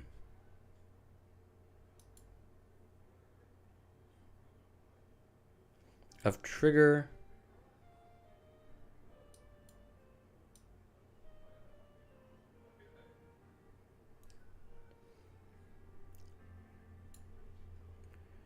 Missing U function of function trigger pass game time.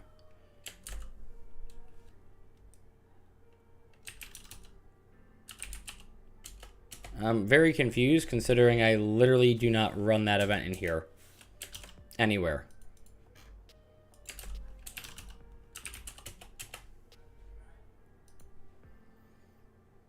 Implementation function of trigger from interface, game time interface. This function needs a uFunction declaration.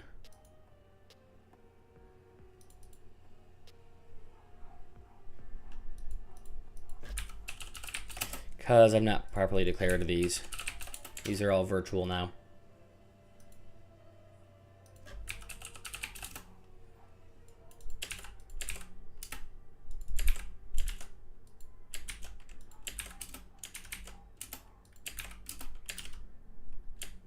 All right, let's build, see if that resolves that issue. 11 errors. Error, missing uFunction at game time.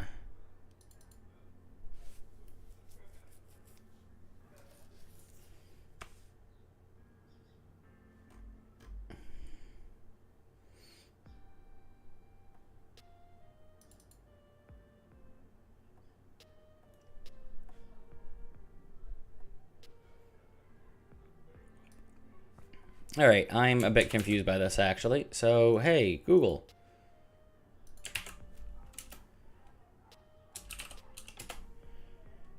All right.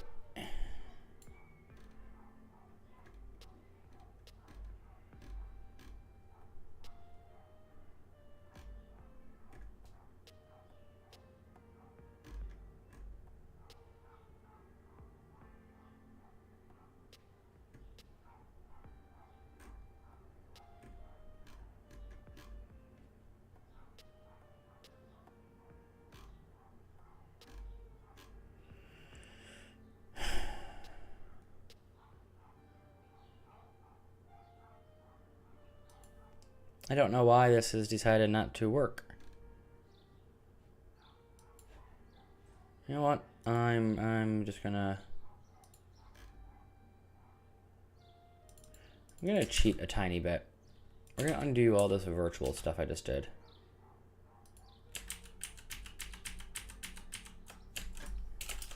Oop.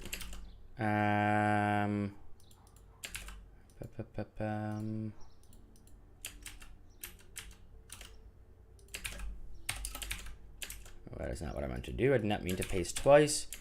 We are going to use the sister U specifier or uFunction specifier to 12 errors. Cool.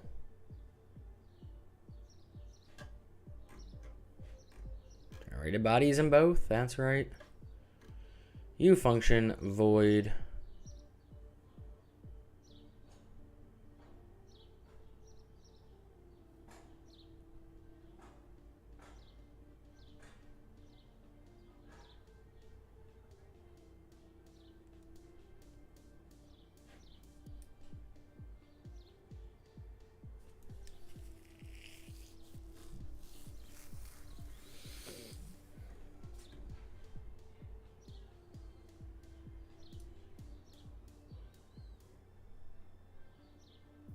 Oh, yeah, no, of course that's going to be wrong. All right. Let me grab this. Let's go here. Let's go here. Boink. Boink. Boink. Okay. Sam, I don't know where this error is, and it's annoying me.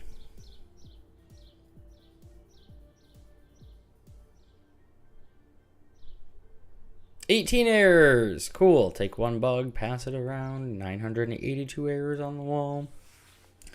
99 bugs in the code. 99 bugs in the code. Take one down, debug it around. 863 bugs in the code.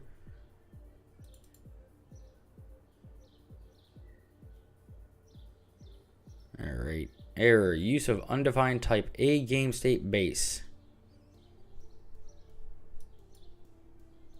Okay.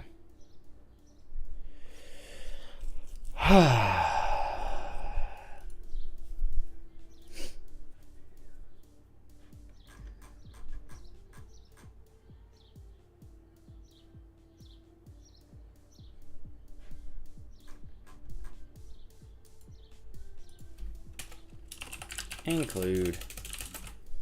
And let's go to game state base and grab that.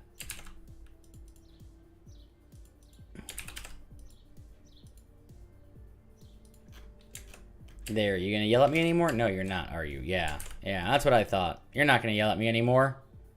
Bad code. Bad programmer there. Alright. Oh, yeah, because I spelled execute wrong.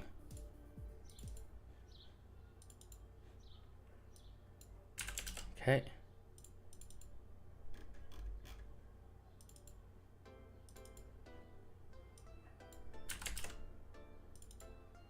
Let's build again.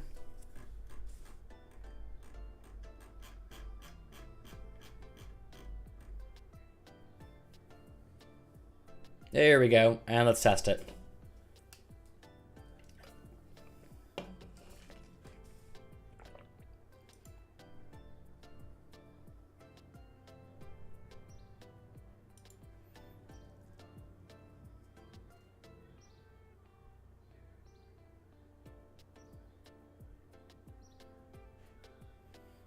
Okay, so if we hit play, oh, okay. What is happening there? So let's pop open the code real quick.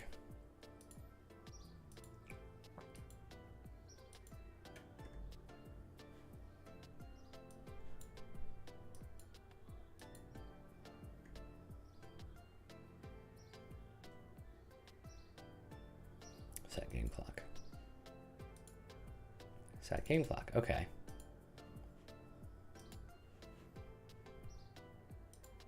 Let's hit play. The fact that isn't triggering is a bit concerning. So instead of having the breakpoint there, let's go to here. And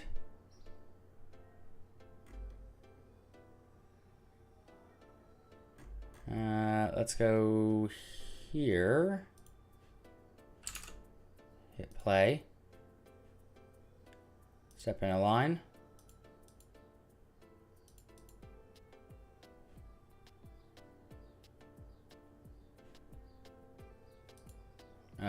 wait, what just happened there? All right, F11.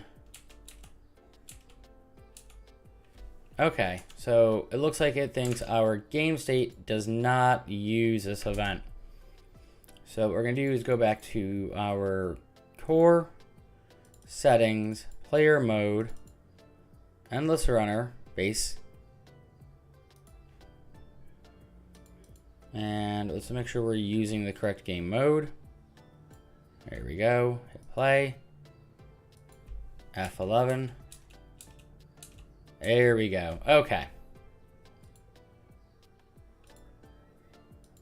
Now, I made a mistake, as you can tell, with the timers there, but hey, our timers are working.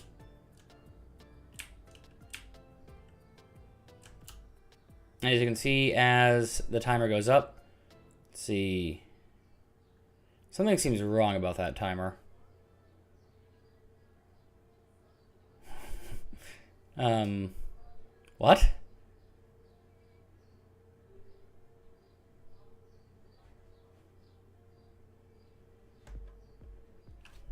I want to reset. Also, I like the fact the timer, we don't need the breakpoint anymore.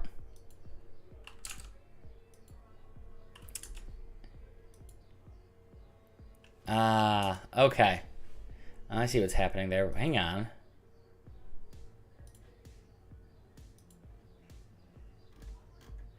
Okay. We're going to add in one more thing. Let's go here to our player cube, and we added the time, and I can see what's going on. We're going to add another part of this. We only want this to happen once. The reason why the score is going so high is we're getting 1,000 milliseconds of it as well. So we're going to do game time player m seconds must be equal to 0.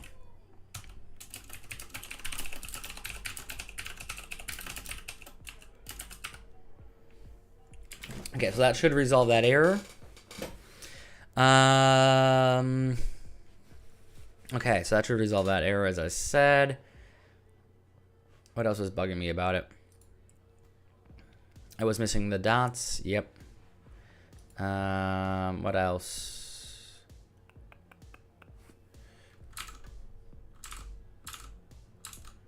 Yeah, I think that's about it.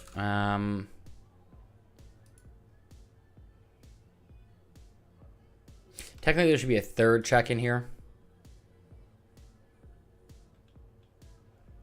That should be 4-part check.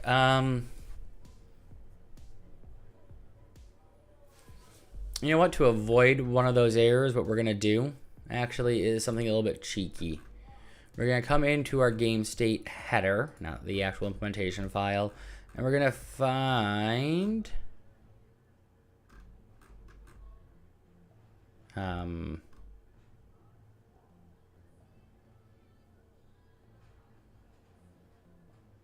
game time. We're going to do game time. And now we're going to go, okay, I guess we're not doing it in the header. We're going to do it in here on the init. We're going to take our game time. We're going to take m seconds. And we're going to set it equal to 0. We're going to set it equal to 1. Okay? It'll be 0, 0, 1 on screen, but it's 1. That way, oh. No, that won't work. Okay.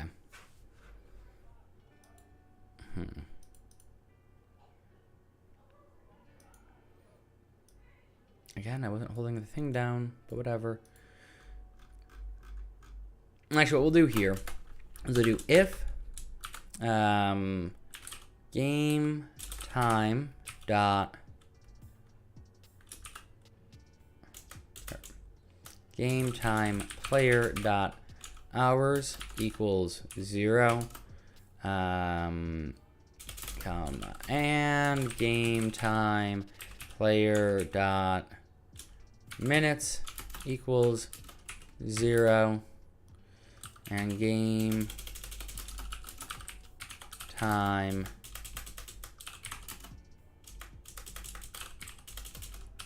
player dot seconds equals 0.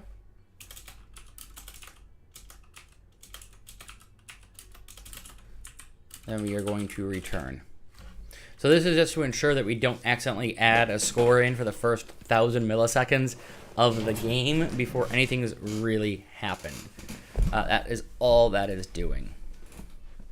Okay. Next.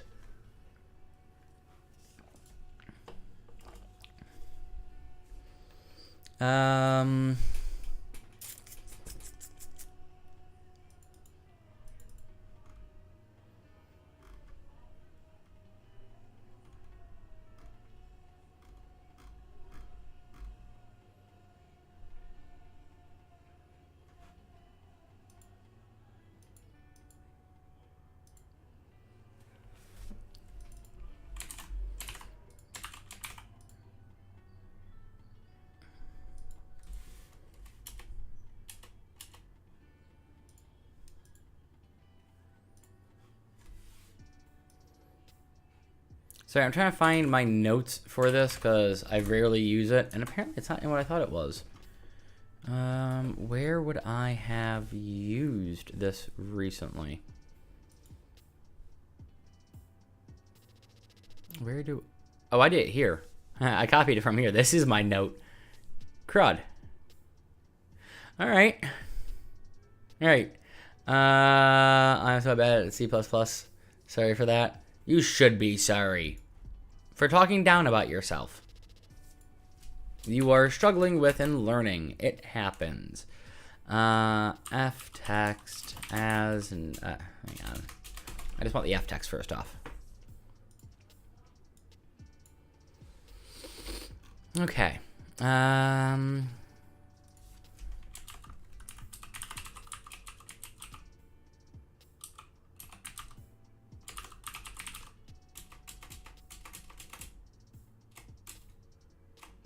There we go.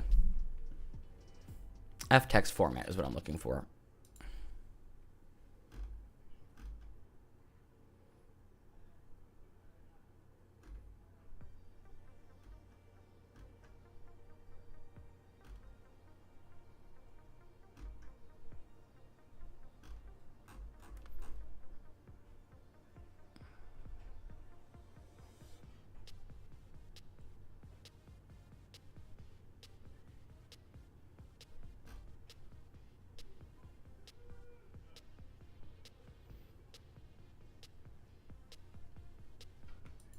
Okay, so then we should do ftext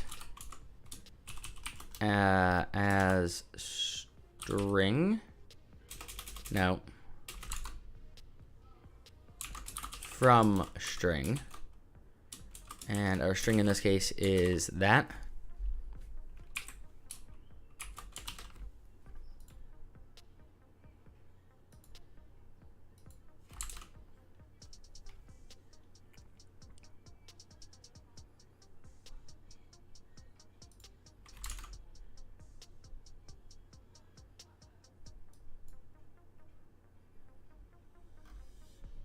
Okay, so this is const f string.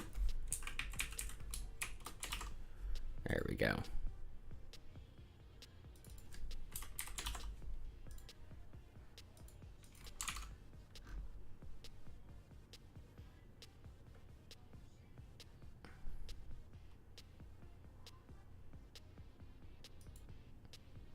Okay.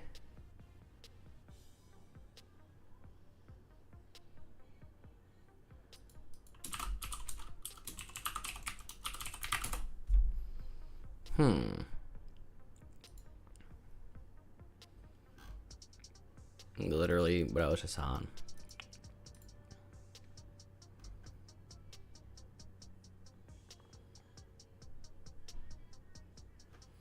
Right, give me a second.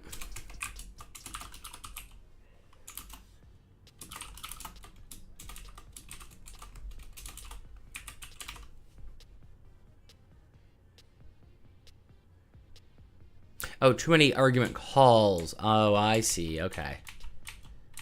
Okay.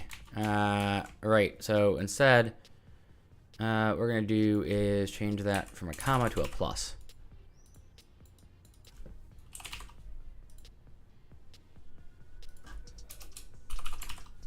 Okay. So cat innate ftext.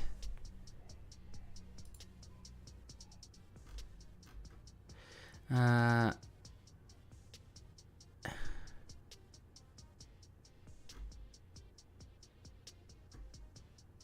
right, format.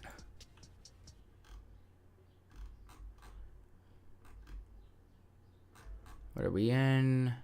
Ftext format. Okay, so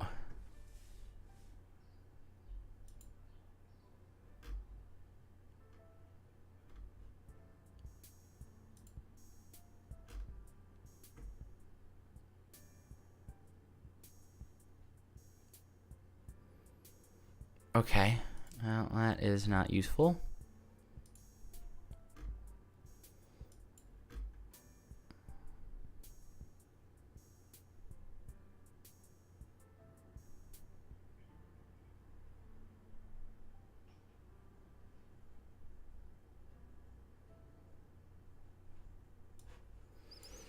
Okay, so, oh, Rama actually responded to that.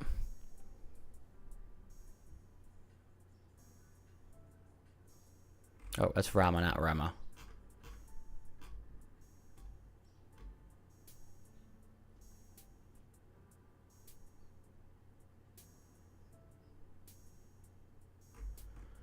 Okay, so what we'll do is get rid of this first off.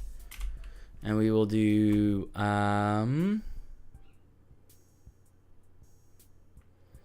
ftext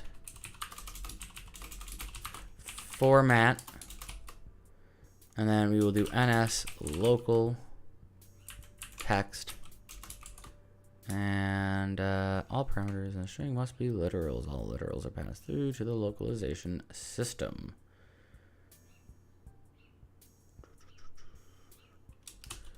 All right, so we're gonna have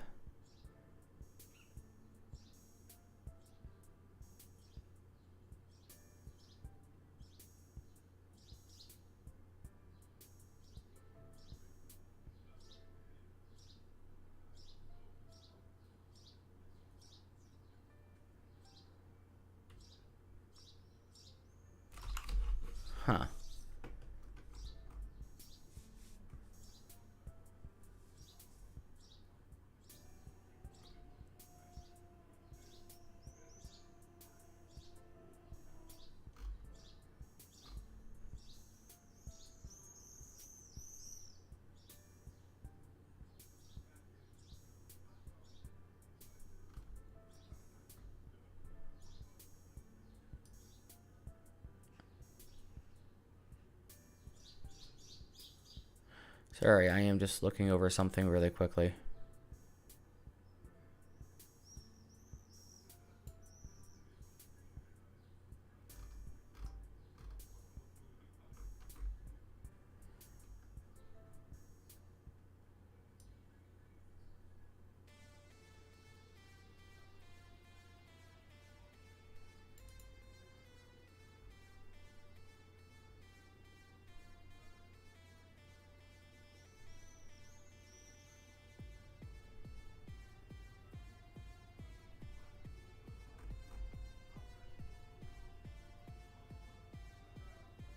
ftext format Solus day format 0, 1.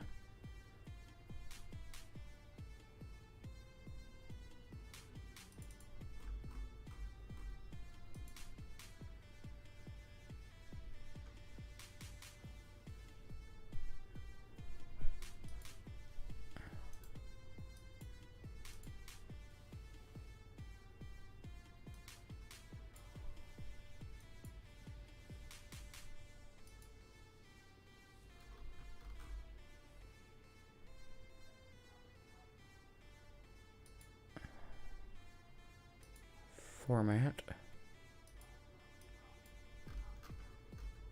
I really do not like the documentation for ftext. I am honestly very, very uncertain as to what I'm doing with this.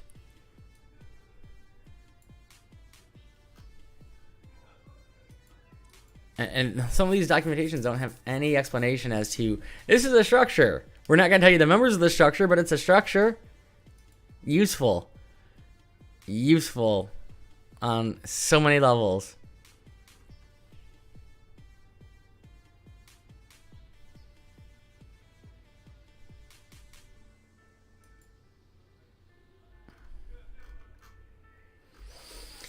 Oh my god. Does no one do this in C++ or have an example? Because Epic is very confusing with this. The solution to concatenation mess is to use a format text. Format text uses a string to define how some of the text should be displayed, and the format string itself is localizable. Using our previous example, we can create a ftext given name, family name. Ah, okay. Thank you for the C++ version.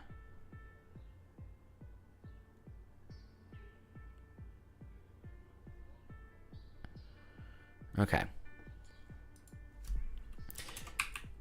This guy at least then actually said, yeah, okay, that structure is an undefined structure of arguments. So cool. It is, let me copy the name of that structure from Unreal. So it's this thing here. Like if it said args in there, I kind of gone, oh, it's those. Yeah. Actually, wait, no.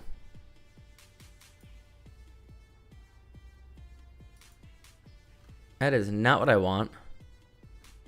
What?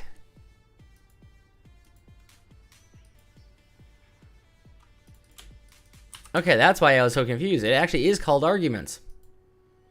But somehow I got something else earlier. Oh, I had... okay. All right. So there we go. It's formatted named arguments. And we're going to define this as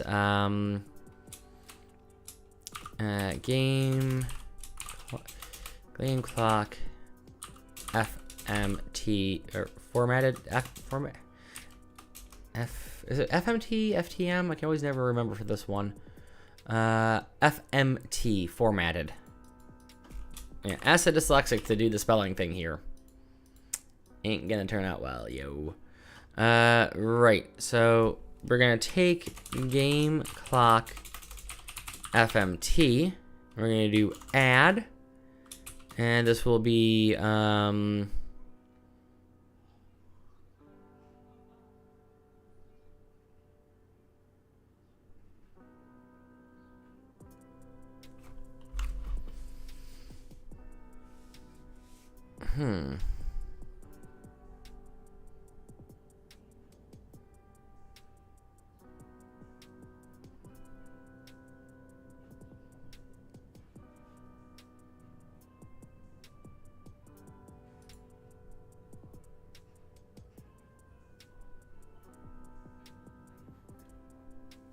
What we'll do is time. Come on, we'll call that time.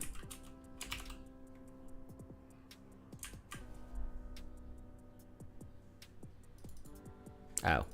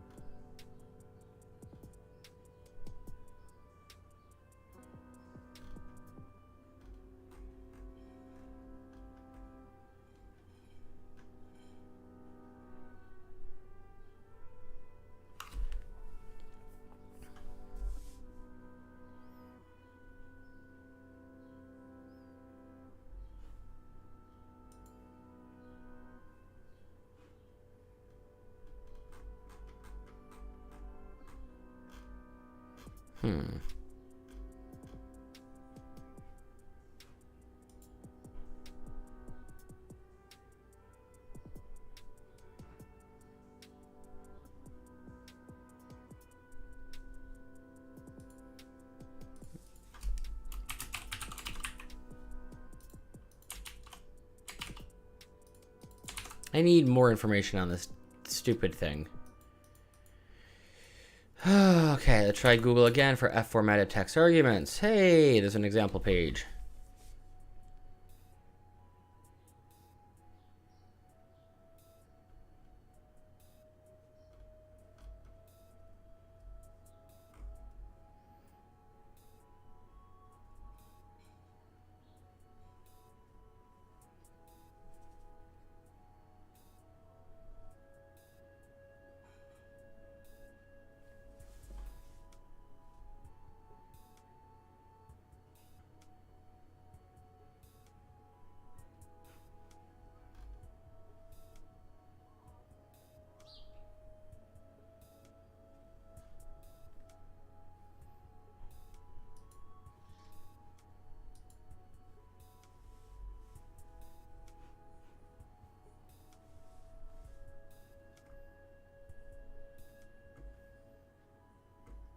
Okay, that was not useful. Let's go back to Google again. Sorry, I'm doing that in the wrong window, so you can't see what I'm going through. And I want to find the F-form ordered arguments.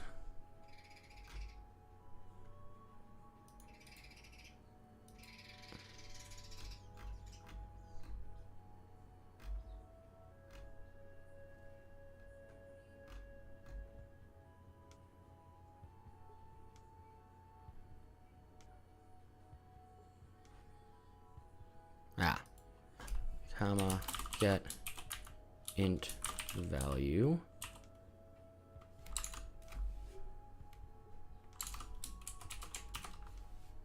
No? Okay,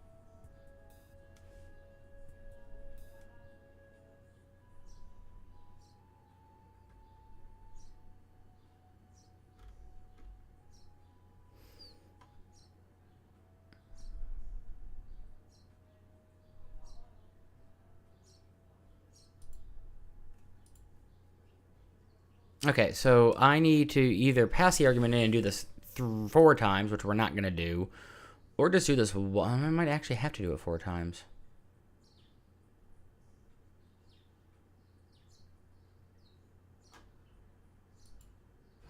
All right, let's just do it the long way and pray that this works. So we're going to start with our hours, FMT. Hours, plural. All right, and that will be hour. We do time in dot hours. And there we go. And hours FMT dot add. Separator. I don't care if I spelled that wrong, honestly. And then we're gonna do, just to make our lives a tiny bit easier,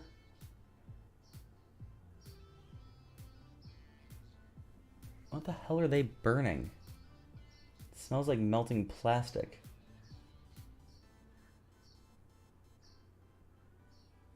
Oh my god, that smells really foul, by the way. F string colon sep, which will be boink. There we go. And F string comma, or actually period sep. There we go. Okay. So ours will be a colon sep. Okay. Cool. All right. I didn't like that. Why didn't it like that?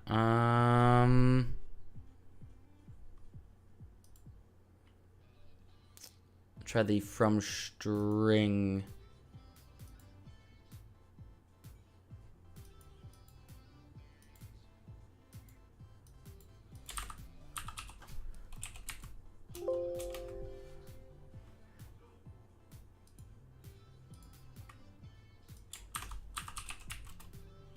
So we'll do from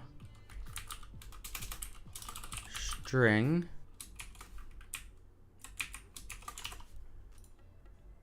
No? You don't like that? Or F text from string. There we go. Okay. Right. Let's just copy these on. And this will become minutes FMT.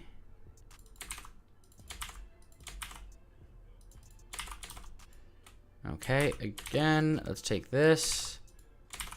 This will become seconds FMT. And let's change this to a period sep. Okay, awesome. Actually, we only need to do it 3 times because the last one is literally just the number with the integrals preset for it. Right. Which means we could have done this all as just one giant thing, to be fair. But hey, we'll come back to that idea a little bit later on, I guess. Oh, hey, Kiwi. Jesus Christ. I could have used you a while ago. I think the first argument might be game clock fmt.add hours ftext as number. Yeah, you're probably right, actually. That argument needs to be ftext as numbers. I was wondering why it was allowing me to do that.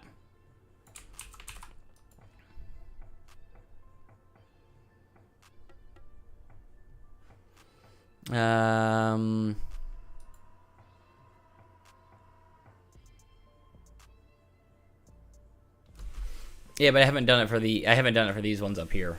Probably need to.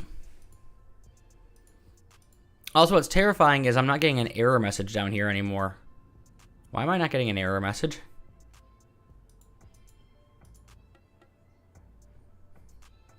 I'm very confused.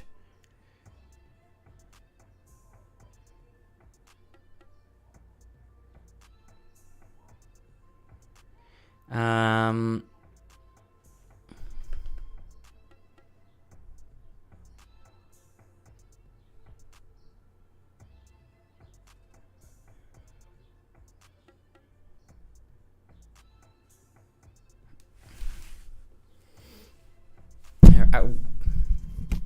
All right, I'm muting the microphone for a second while I fix that.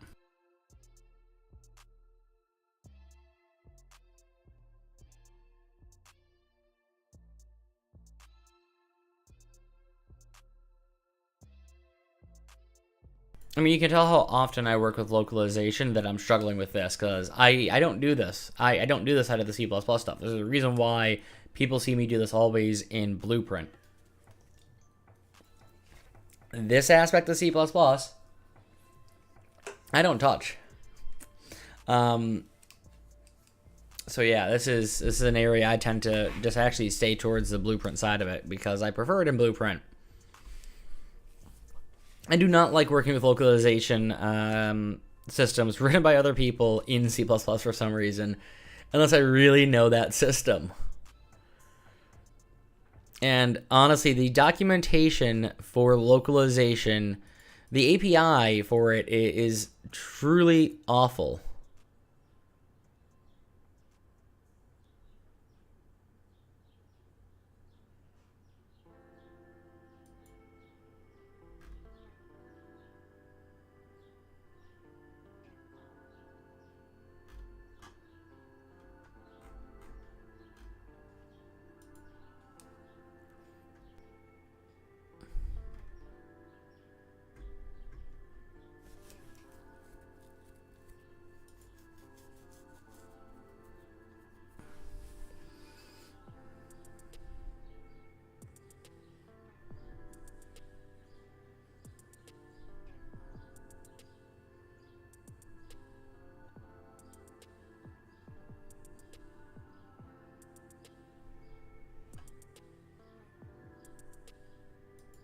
You know what? I just want to try something right now.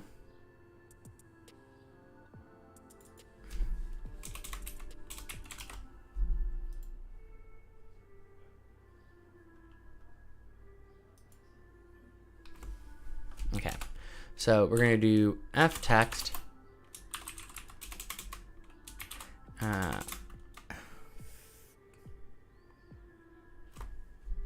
These actually is not FMTs. These are the args. God dang it. Let's see our args then. Alright, we're going to do hours FMT now. Alright, which is equal to ftext format ns local text.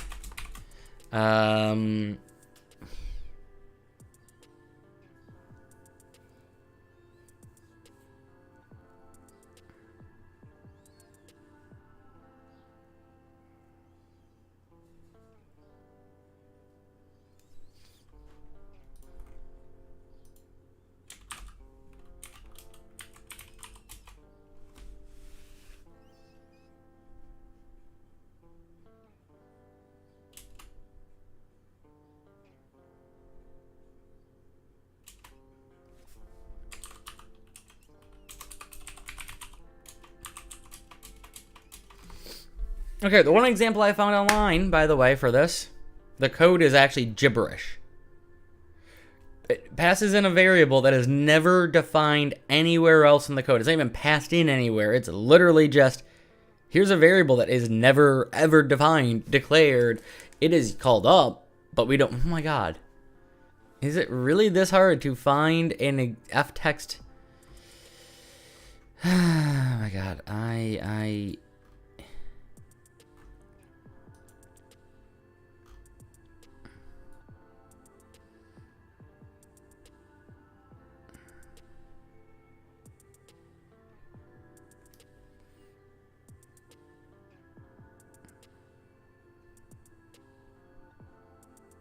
Okay, this definitely should be ftext as number, by the way, as Kiwi said.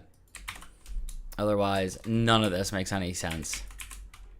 Okay, there we go.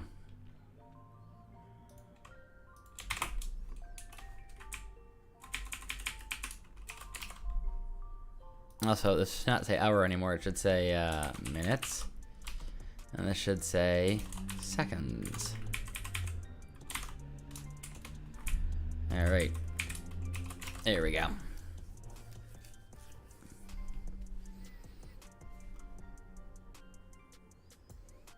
And now we need to define this in some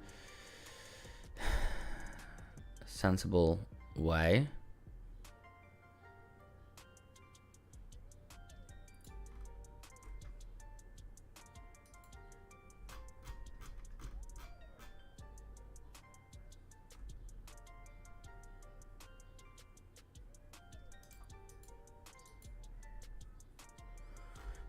Oh, lovely, Google, giving me a 404.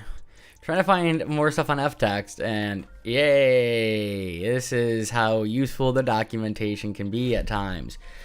All right, there are two ways of creating localizable text and code. Let's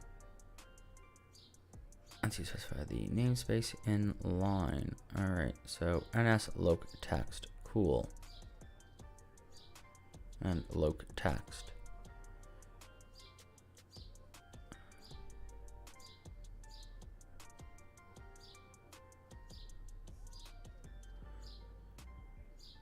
Loc text.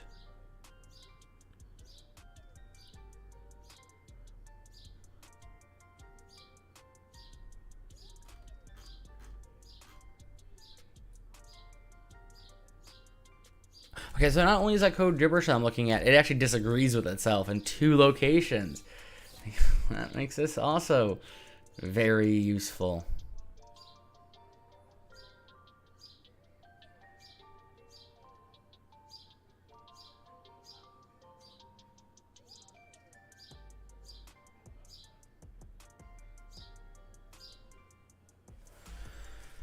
All right, we're gonna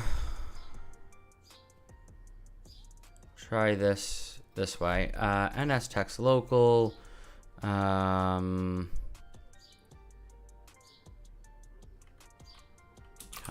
time.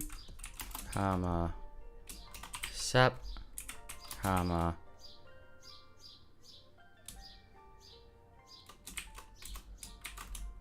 hour.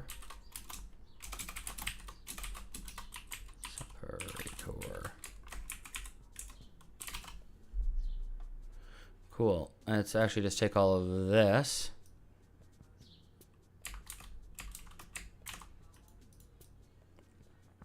And paste that down there. Add in the bracket I just deleted by accident.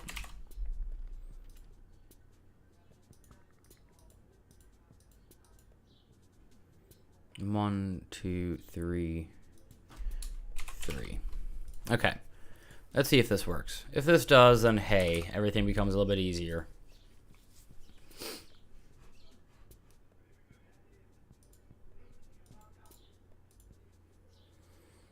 I pray this works. Of course not. Oh, yeah, I forgot.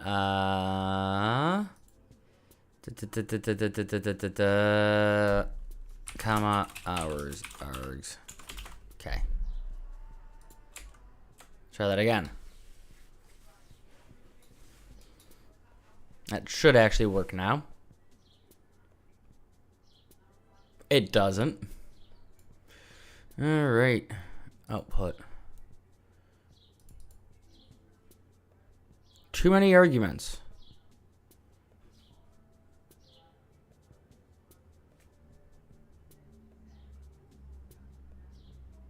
Oh, shoot. I'm surprised you're actually saying too many and not too few.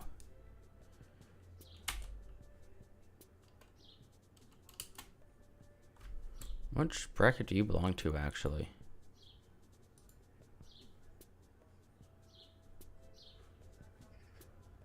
I want to be inside the format one. Hang on.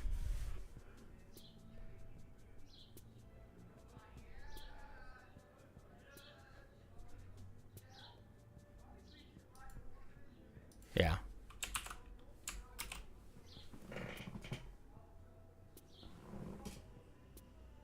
Alright, let's try building this instead. Sorry, I'm trying to see what the heck my neighbors are burning, because it still smells pretty foul.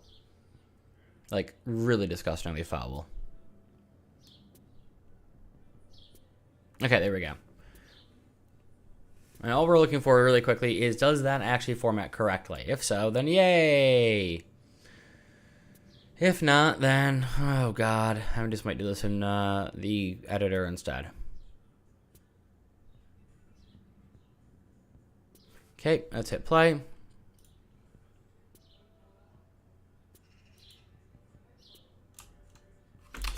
Okay, let's figure out why that didn't save from last time.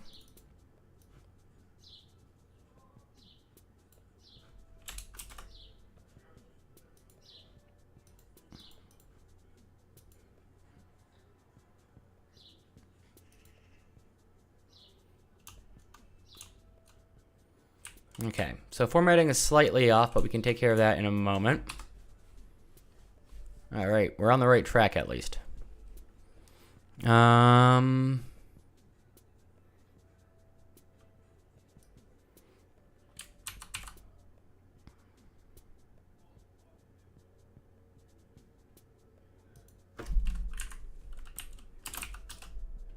we go.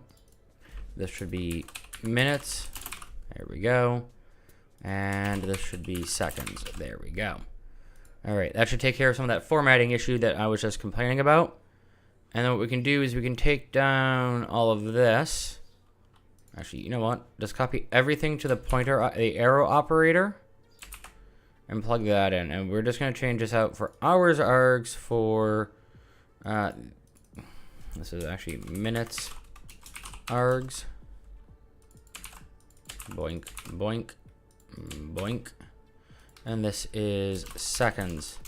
Because the FMTs are the parts at the bottom there. Those are the formats. These are the arguments, so the args for said format. Okay. And, I didn't notice I did that. All right, cool. Oh, wait, no, that's not what I wanted. Copy up to the arrow operator. Paste that in. And then it is seconds args. Cool. All right, let's go ahead and build this, see how it looks. Make sure everything lines up correctly. I really don't like that look of it, but I'm also thinking about if did it the more correct way based on what we have now, it's actually going to be harder to teach a newbie, so I might leave it separated out. I really, really do not like doing UMG stuff outside of the really base sort of math stuff behind the scenes. Any of the localization stuff, I definitely prefer doing it in the editor. Okay, it has kept the correct game mode this time, so it should work properly. Oh. I guess it'd be useful, also I spelled minutes wrong there, if I had done this correctly and passed in the correct bits of information. All right.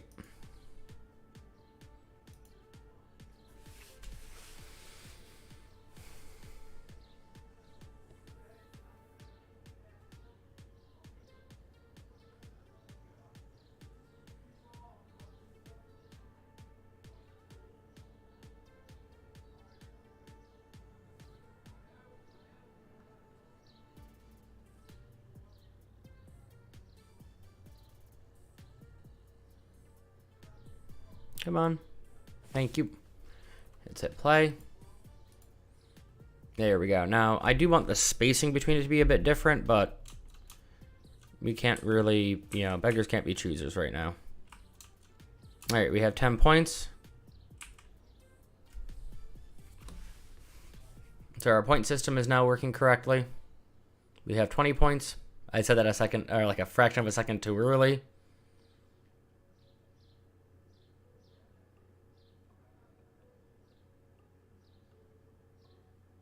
Okay, we have 30 points. It restarts.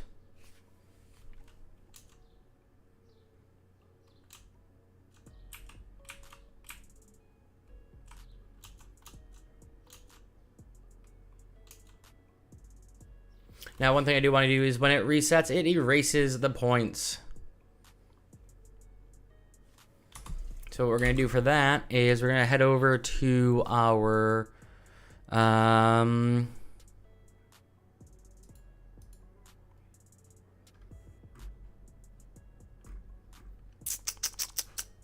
we going to head over to? We're going to head over to our player cube base. We're going to find our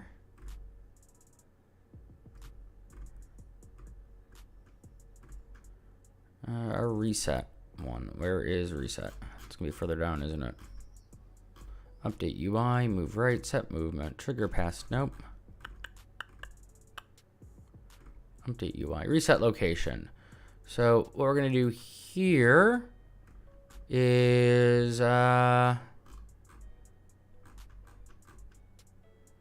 take our score. I'm not sure why I'm scrolling looking for something. Score equals 0.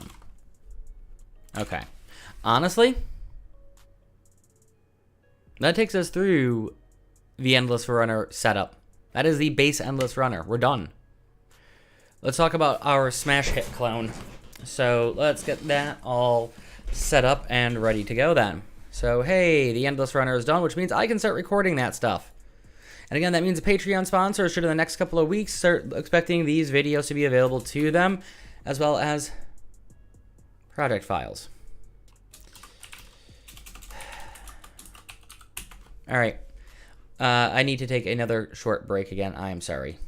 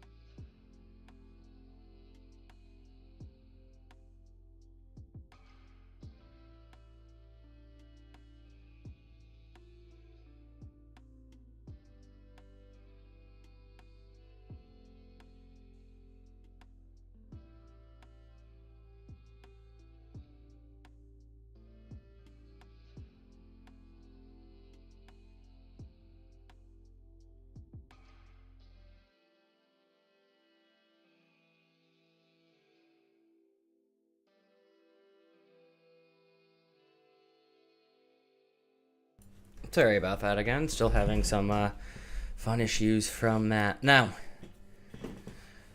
this, I remember the be right back stuff. This, this current setup that we're doing, where we are looking at the idea of, well, an endless runner, having something set up.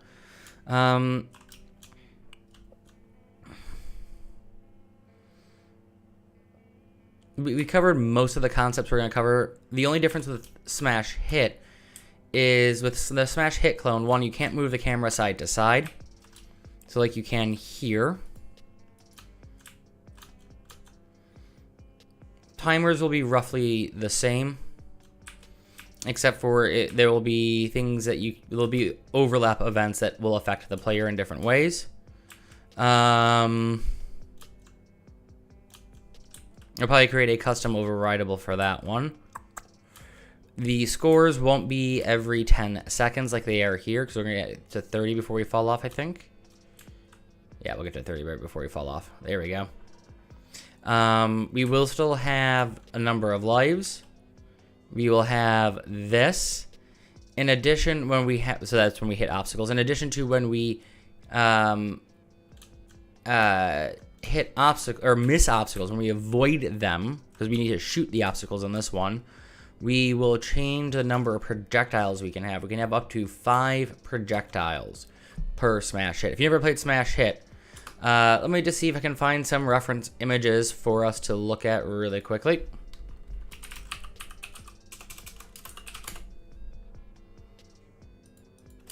Mobile game.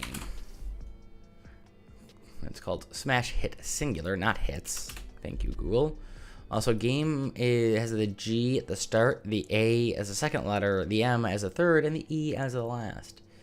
So the icon actually for the game gives you a good idea of what it looks like. It's a lot of physics-based stuff. So let me just start with this image here. This is from, I think, the 3rd area of the game, maybe 4th. This is from fairly early in the game. Actually, let's just go through the images. So the way in which this game works is you are a moving camera, and that little silver ball there, or if you look at this one, the other silver balls there. 1, 2, 3, 4, 5, 6. How do you get 6 onto the screen? That's interesting. Alright, this is like the very start of the game. You click the screen, and we'll just use the spacebar or something for that, and it will create a object, this projectile, this marble, that it launches at this thing, or it launches wherever you've clicked. So actually, we will have the mouse. We'll do it by mouse, because you can't move the camera. It goes in a straight line. How the heck did they get the camera at that angle? Actually, this is the very start of the game. How do you have 36 at 20? Whatever, I'm not gonna do the math in my head. There's a way to do it, and it's a little bit of luck as well. So you click the screen. Wherever you click, it's launching the ball in that direction. Camera goes in a straight line. You know, the second you pass one of these, it resets this thing in the center. Let me go to this picture. You see how there's 3 balls here? And we go back to this one. There's 1 ball. You start with the ability to launch 1 ball. For every 5 consecutive hits you get, without passing, you can miss. Actually, can you miss? I think if you miss, it resets. So if you miss or pass, so okay, basics of the game. Not going into the finite details. Camera moves forward, no left or right. You have these little pyramid things that you need to hit to get balls. Literally, you need to hit them to get balls. You have objects like that in the background. Let me see if I can find another example. I mean, that picture, the icon itself. You have collidable objects that can cause you to lose X number of points. Once you've hit 0 balls, then you have you've lost. Now, I remember having a moment where it played a bit differently, and I could just be mistaken. I really, really could be, but I don't remember. So I'm going to get my phone out and see if I still have the game installed on my phone.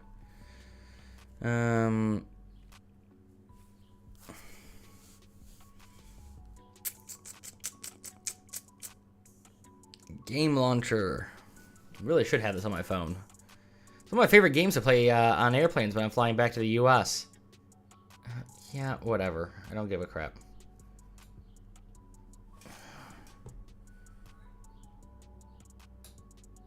Huh. Okay, so that toy is actually a thing. I do have it on my phone still. Cool. Right. I really... restart. Oh, no. Main menu.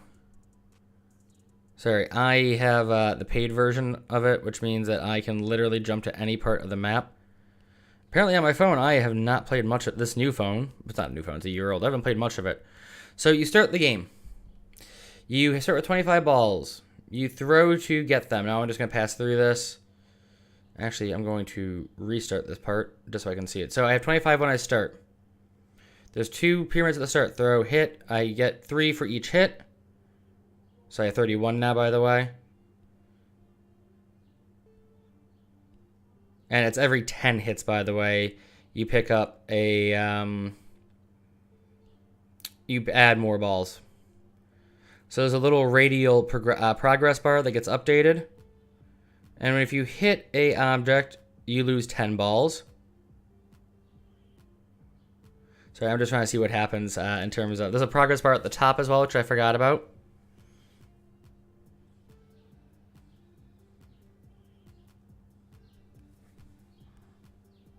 Alright, I just want to see something else really quickly.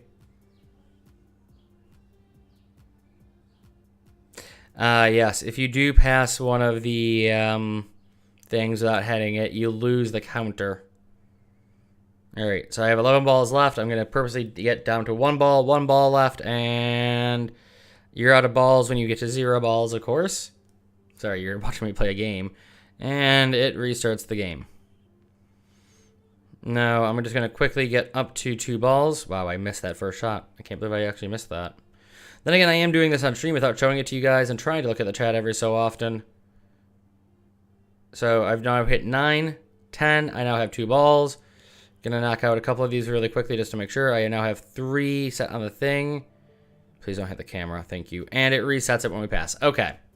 So, it is 10 to hit. So, let's make some notes of this.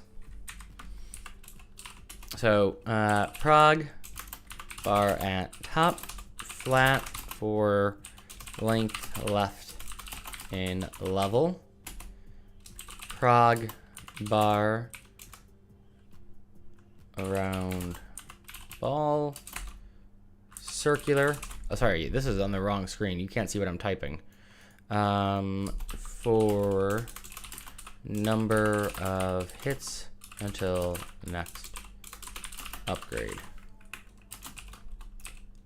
If not equal to 5 balls.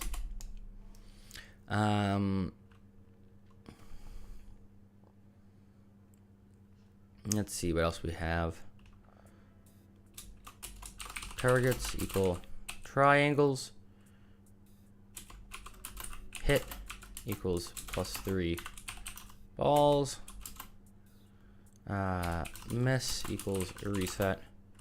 Counter, circular, objects, or obstacles, equals moving objects, flat objects, set. Okay, so there we go. That's the base sort of stuff we need to know for what we're dealing with here.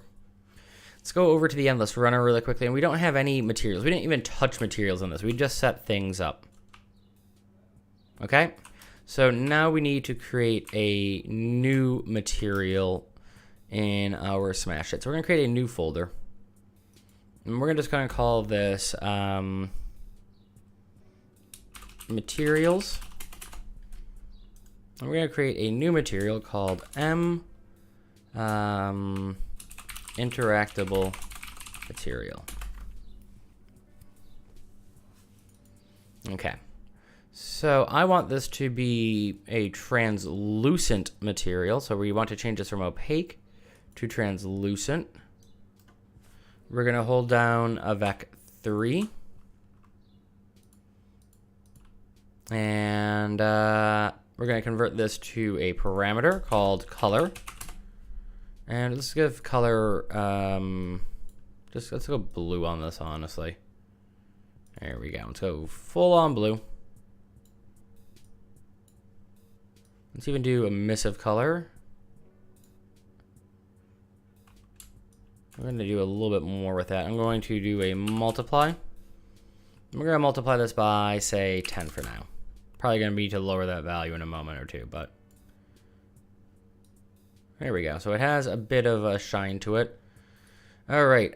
Next, what I want is I want opacity. And I might just do a scalar value for this one if it will let me. And convert this to a parameter, opacity. Sorry, if it was let me, would be, I was typing 1 a couple of times. I wasn't doing anything. And we do that. It's going to be completely see-through because it's currently set to 0. So I want to set this to, give it a range of 0 to 1 and set the default to 0.8. All right, so let's just break the emissive. I want to see what it looks like without the emissive. All right, the emissive might be a bit too high. Let's go to 5. So we're not 55. Let's go to 5. Yikes. There we go.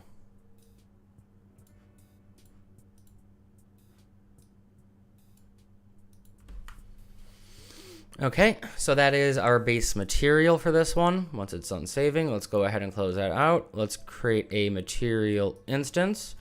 And let's call this M target, or MI for material instance target. And you know what? Actually, I'm going to create one more variable in here. And this is going to be our opacity multiplier. And we will default this to 5. Give this a range of 0 to 10. Plug that into there. Go ahead and save it. All right. We're going to close this one out. We're going to go to the MI target now. And we're going to just turn this to 0 for a second to see what happens. So we still have some opacity, but we aren't multiplying in. Sorry, that isn't opacity. Why did I call it opacity? What the hell? This should be emissive multiplier. There we go. Sorry, I was like, somewhat opacity. I'm like, we're not changing the opacity. If we made it 0, it wouldn't be have any opacity at all. I clearly meant the emissive multiplier.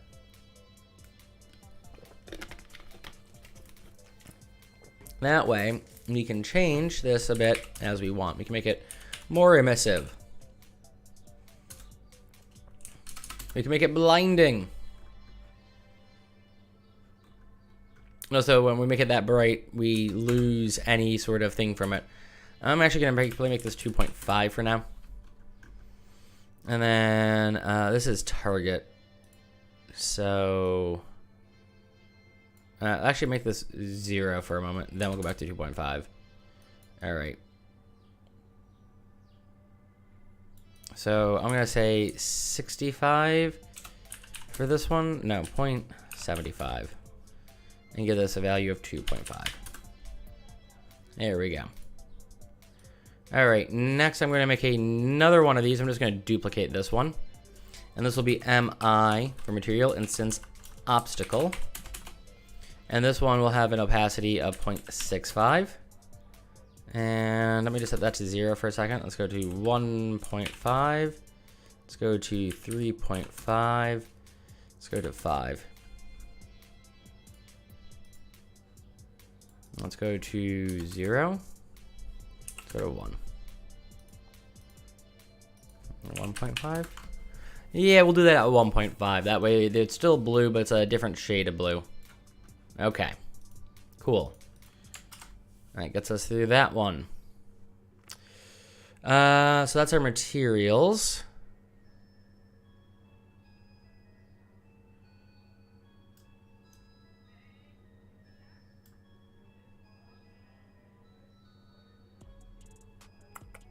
All right.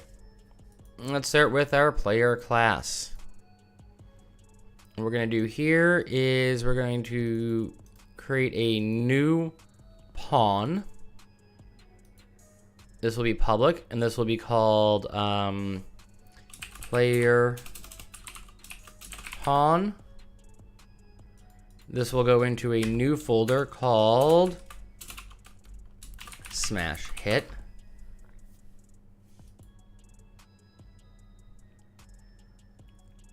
And literally everything else can be closed. We're going to wait for that to do all the compiling stuff it needs to do, however.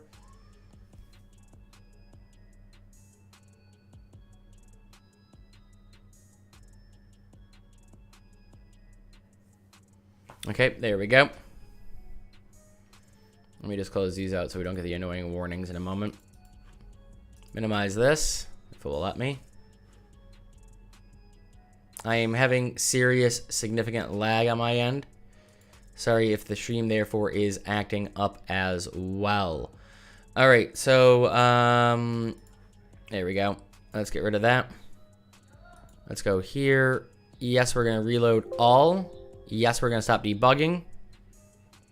And in this case, I'm just going to close all tabs. I'm going to minimize the endless runner. We're going to grab smash hit. Same with the public. And grab the header file. All right, so for this game, we only need a camera. And we only need a collision cube, or collision box, sphere. Let's do sphere. So we can cheat a bit. We can go to our player cube base here. Also, it should be player pawn base. I misnamed it, but whatever.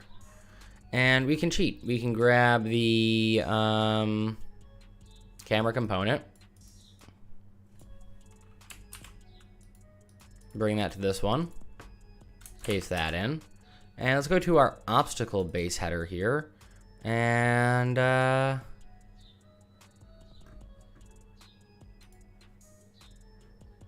it's not going to be in there. I lied to you.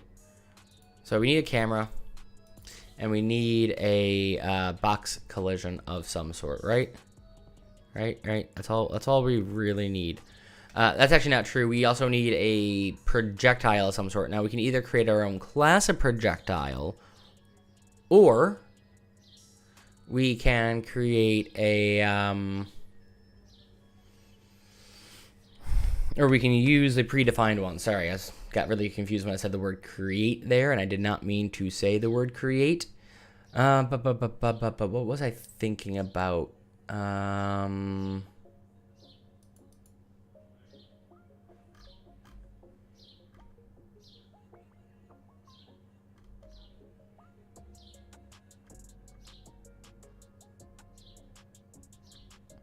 We need a U-box component.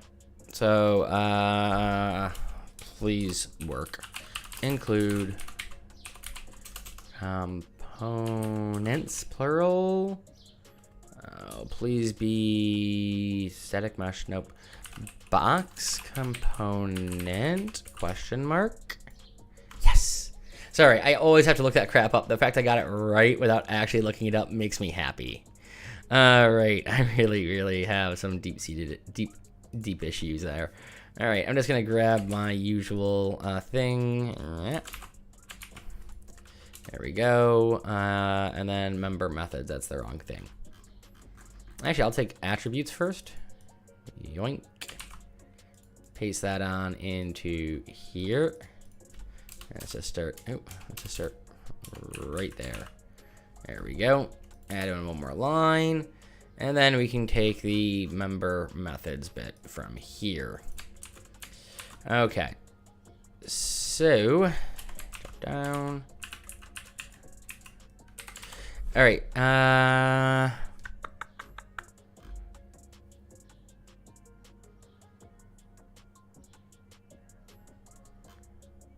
I'll think about how we're going to do score a little bit later on. But we'll come back to that idea in a moment or two.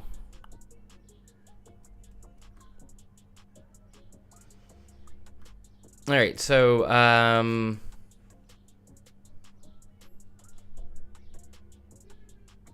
sorry, I am thinking, and my brain is not keeping up with me.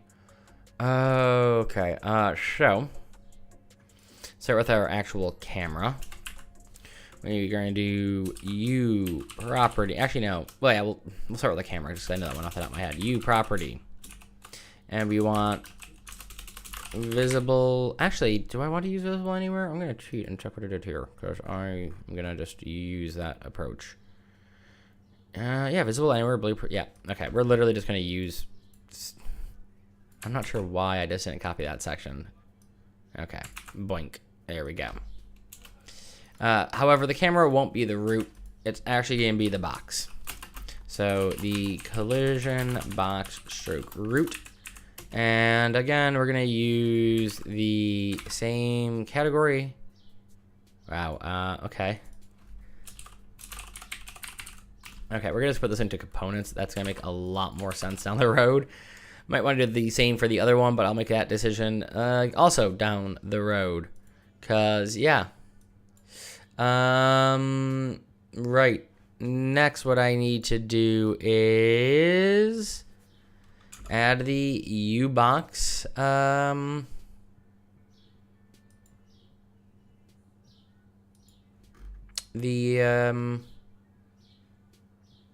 box component.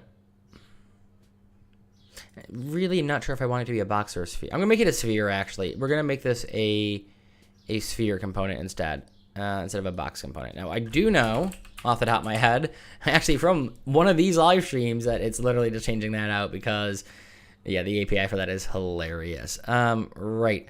So for the U-sphere component, we want it visible anywhere. We want blueprint read only, and we'll take them. I already did that part. Why am I'm even reading from the one that I'm doing. So it is class U-sphere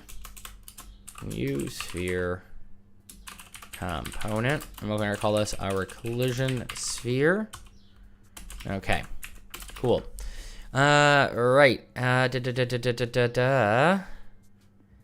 Let's head over to the constructor, and we can cheat a bit. We can just literally follow some of our old code. So in that is not the constructor. I moved over to the other window. That was the header file. Let me just cheat and actually get that open so I can do that little cheat method I'm describing. All right, so I also have this in the wrong folder. This should be in core as well, but I skipped that step. Whoops. So the name and location are technically wrong. Now, hopefully we're not going to have any subfolders this time. If I do, anything that is out in the root like that will be core. I'll just make a note of it to remember to do that. All right, so we want to set up, come on, collision and root. So we're going to go and do our, what did I call it? Collision sphere. And we are going to create default sub object. And it will be of type U collision, U sphere component. And we will call this text. We will call this our collision sphere. All right, and then we will set root component to be our collision sphere. All right. I'm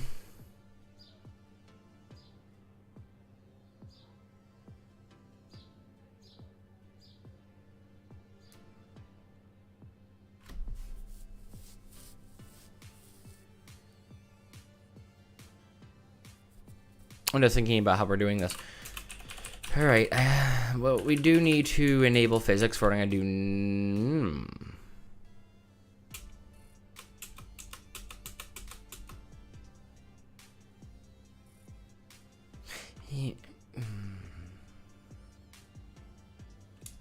There are multiple ways to do what I want to do, and I'm just hemming and hawing in my head over which approach I plan to use. We're going to stick with what we did earlier for now. If I decide to change that in a little bit, that's fine. It's like 20 lines of code at most. Right.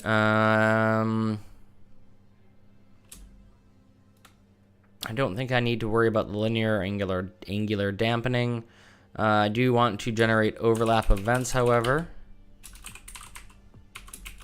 And that will be set generate overlap events to true.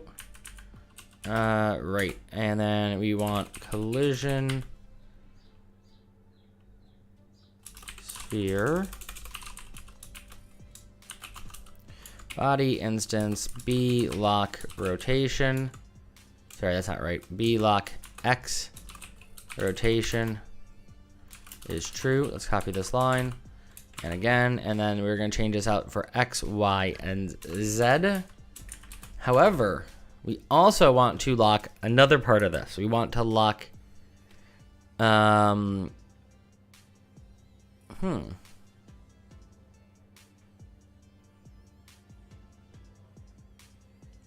crud. I only know one of the two, and I can't make a decision actually until we playtest it. Or until we set up a level, because I don't know which way I'm going to set the level up to be. That actually creates a slight issue, but we'll come back to that in a moment. We can still lock the one I do know we're going to be locking. And that will be body instance, lock translation. And we're going to lock the translation on the Z axis, so we can't go up or down. True-y. All right, and then we need to set up camera. Now, literally, it's a floating camera. I'm not entirely sure if this is going to work without a spring arm, like in terms of everything I plan to do down the road. And that might not be good form to do it this way, but yeah. Yay, we did cut. Oh yeah, we copied that entire line. Also, really, player camera, and then we want to create default sub object of type EU camera component, and we will name this our, I was gonna say text camera, player camera. Actually, we'll just name this camera. Yeah. All right, put a terminator in, and then player camera arrow operator, because remember it's a pointer. Set up attachment. All right, and wait,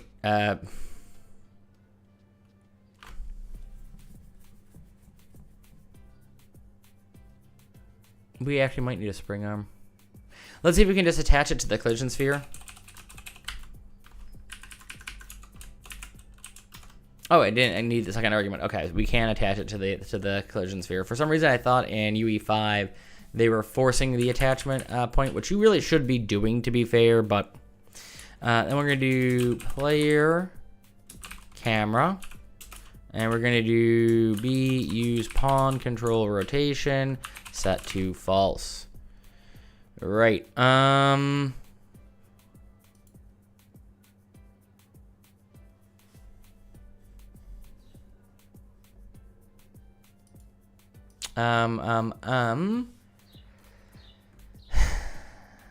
I know what I want to do with this, but we actually do need to test it a bit. So what we're gonna do is we're gonna go straight down to the tick and to set this up so we can get this done with. And we're gonna do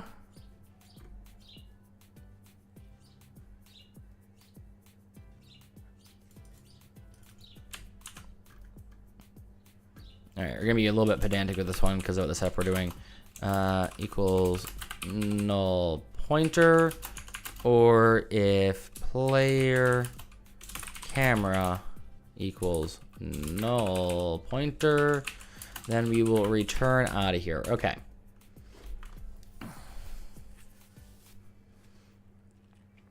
So we're gonna seal the same as we did before. We're gonna get our current velocity, which will be velocity equals cube mesh, or it gets from cube mesh. We get from it using the pointer or the arrow operator, get physics linear velocity. Of course, there's no such thing as cube mesh, and I haven't declared velocity, which is a slight problem. Okay, it is collision sphere first off, and velocity is stored as a F vector. So let's go to the header here, and then we're gonna just create a private section, and in here we're gonna have F vector velocity which we will default all three components. Remember, F means it is the first F, the big F in front of the word vector, means it's a structure. F vectors are vec3s. They store 3 floats.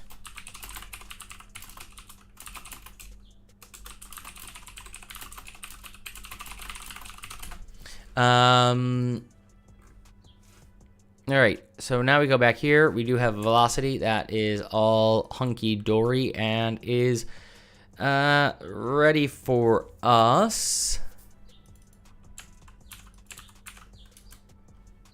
So we are going to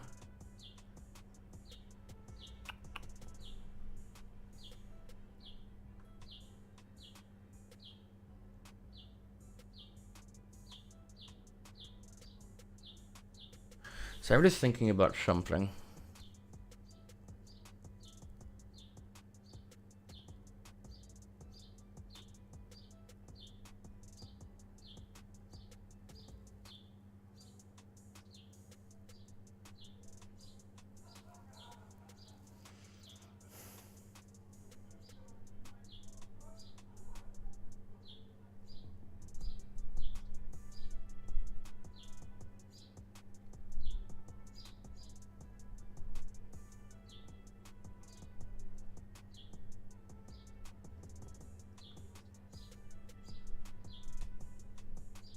Something is bugging me in the old code.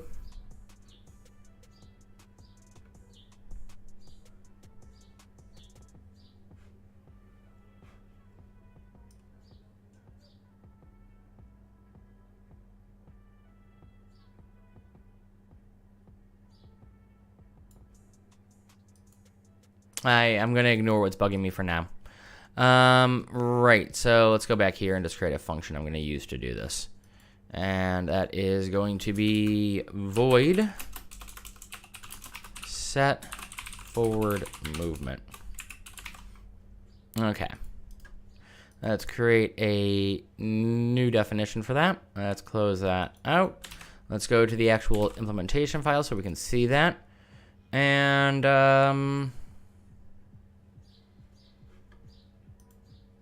we need a few more variables for this to work. So,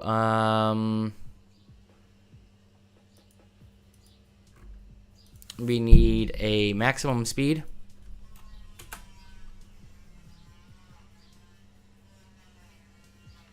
Which we will have a use specifier for. In fact, I'm going to copy over the 2 variables we need. We need those 2. Now, we are going to up this to 100. And we're going to change this to, say, 700. Actually, I'm not entirely sure we need controller force, but whatever. And I'm also going to do the default and forward as well from before. So I'm just going to copy those over. I don't think we're going to need anything else that I can think of off the top of my head right now, at least. So for our set forward movement, we're going to check if velocity dot size is greater than maximum speed times 100. If it is, then we are going to do velocity dot normalize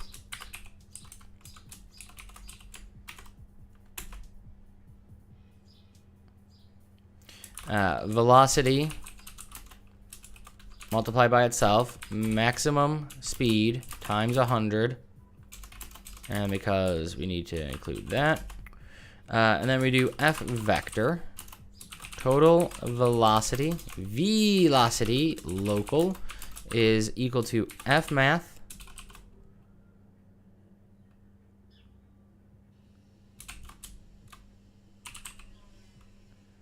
We're technically not lerping. That's what's bugging me about this. Collision sphere, get physics, linear velocity, 0.0. And then it is collision sphere, set physics, linear velocity, total velocity, local. All right. Else If we are not above our max, then I do want to lerp this one. You know what? We are going to take in a float argument on this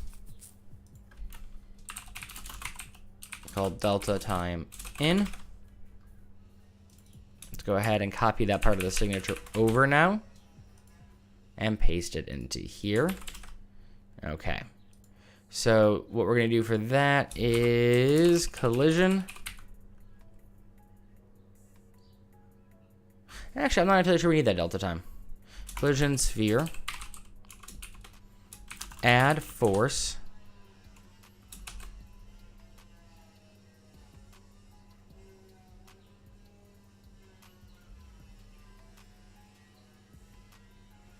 We're going to be F vector. Forward value. 0.0f, 0.0f, so that's our y and our z. Controller force, and I'm just going to multiply it all again by 100. Okay.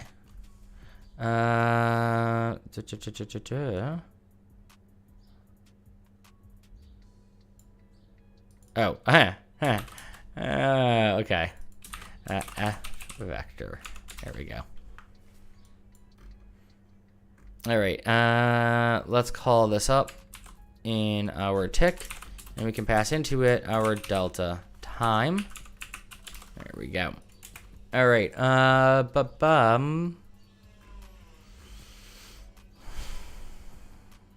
not gonna worry about our resets. All right, let's go ahead and test this, make sure this actually, the base setup of this works.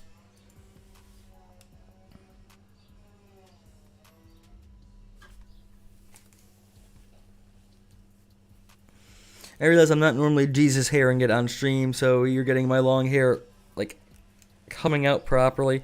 You know what? I'm really tempted to just put it back into, like, a ponytail or something. Also, I can hear better when it's not over my ears like that.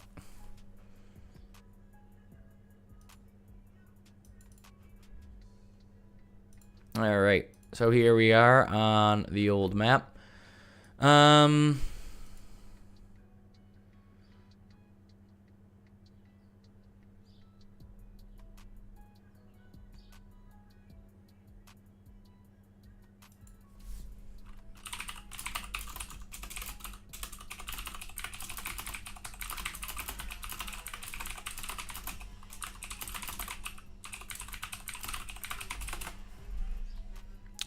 Right.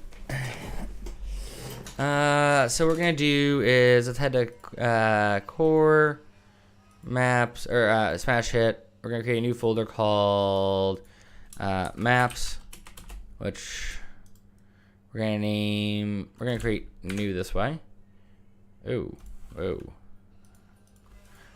New basic create save smash hit maps. And we're gonna call this sh map 01. And really quickly before I forget to do this, we're gonna go to edit, project settings, maps and modes, and we're gonna change the editor startup to SM01, just so I don't have to deal with this in the future. Let's grab our lighting. And let's change our skylight to be there. Exponential height fall, directional light. Volumetric clouds we don't need. Honestly, we probably don't need any of this given how the game is going to be set up. But for now, let's leave it in. Let's grab the floor. Let's go to our details panel. Let's change this to... unlock this. 1. 10, 2. Okay. Let's actually just make that 1. There we go. All right. And next I'm going to do is I'm going to grab from my C++ class, public smash hit, this dude. There we go. Let's rotate him this way. Let's just raise it up a bit. And let's hit...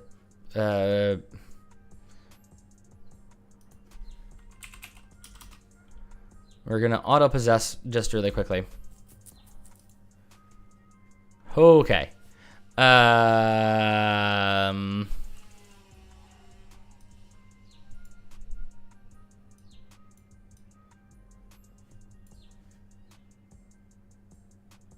thought I did that. Invalid simulate options body set to simulate physics, but collision enabled is incompatible. Okay. Well, first things first is, hey, we found out what direction this thing's moving at least.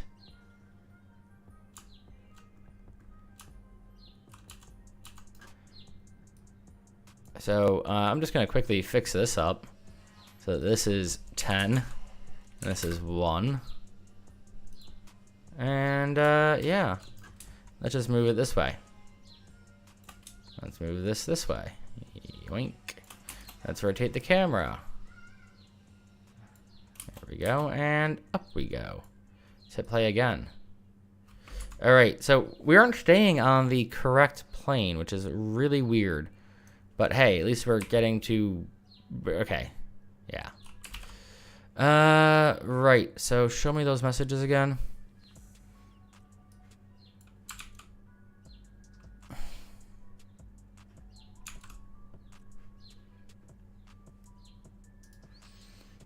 Okay. All right. That's the wrong thing. I didn't realize that was still open. I'm very confused. Okay.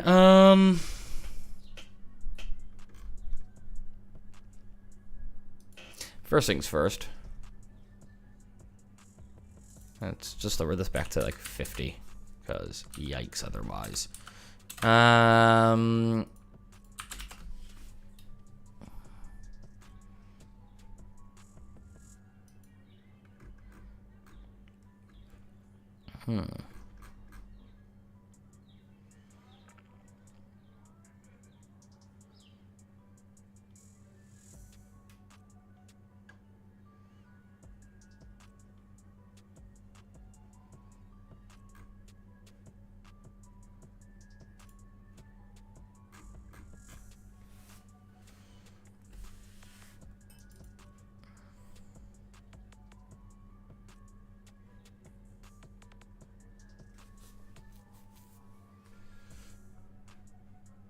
Wait, I'm just thinking about how I want to do this. And the way I'm going to do this is we're going to go back into here. We're going to go to edit. We're going to go to project settings. We're going to go to physics, question mark. I always forget where this stuff is located. No, we are not going to go to physics. Nope. Collision.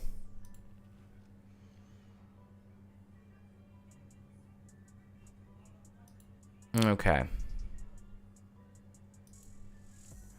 So we're going to create a new collision profile, which we're going to call camera pawn.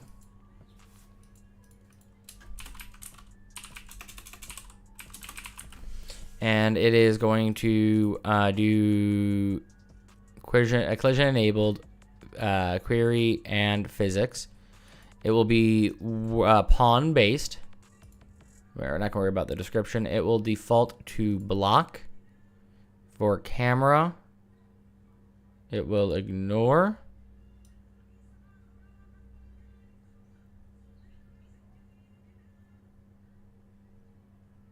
We're going to accept that for now. I just want to take a look at how this one's set up. Oh, it's actually block camera. Cool. I thought visibility was also ignore. That's the part I wasn't sure on. Okay.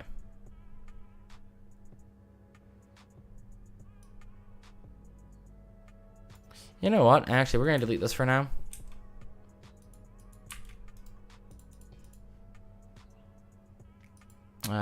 Delete. Yes, please. So I'm going to take a look at physics actor really quickly. Nope. Spectator. Ignore camera, move through everything except for world static. Character mesh.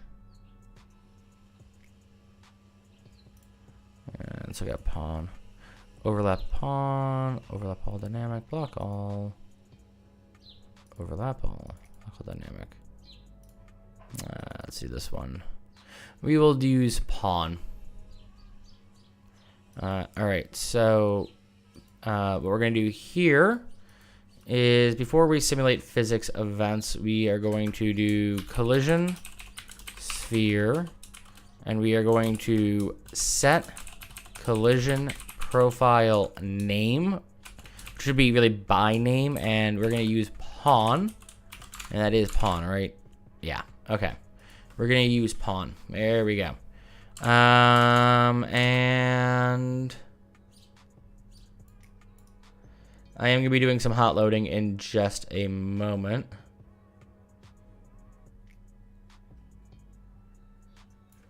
Actually, we're going to do this.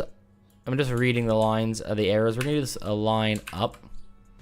We're going to do it before we set. Oh, sorry. We're going to do this before we set our collision profile. We're also going to block translation in our lock translation in the x-axis.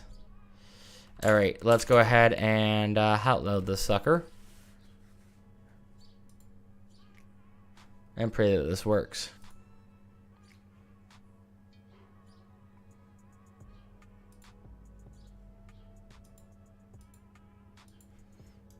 Okay.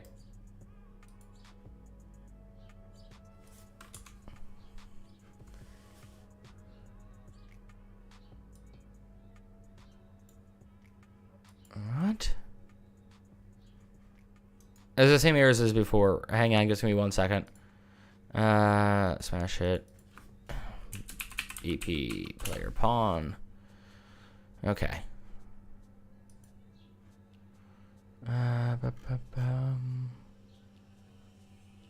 Why is that not marked as true?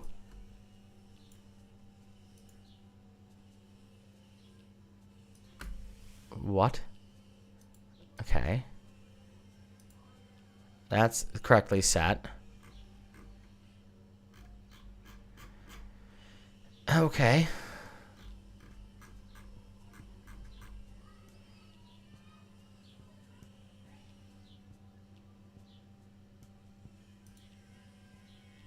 Those are not properly working. Oh, I need to ignore gravity.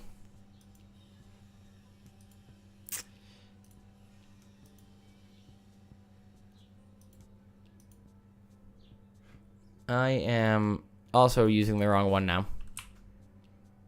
Let's come back up here. Let's delete this one. Let's drag in this same BP version of it. I need to make some changes clearly, as you guys saw. And we'll find our auto possess. We will set this to player 0 for now. Again, this is just to test it to see what I'm doing wrong. Okay, let's just raise this higher up in the air. Cool, do I accidentally lock on the wrong axis? Which I thought I might have when I did this. It's gonna be down here. Nope, it's up here. Constraints. Is it the y-axis I meant to lock? Is it really? Yeah, it's the y-axis. All right, there we go. All right, so I'm just gonna hit the other side for a moment while I fix this to be the y-axis that I meant to lock. And the other one that I noticed that was off was the enable gravity. So what we're going to do as well is collision sphere enable gravity. Set gravity enabled. False. We don't want it to respond to gravity. Okay.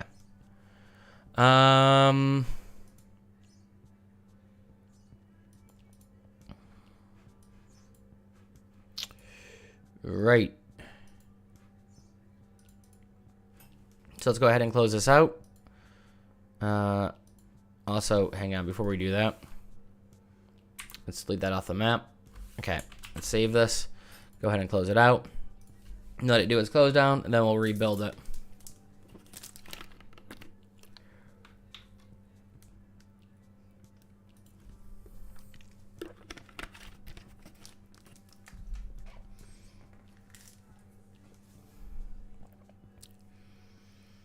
Okay.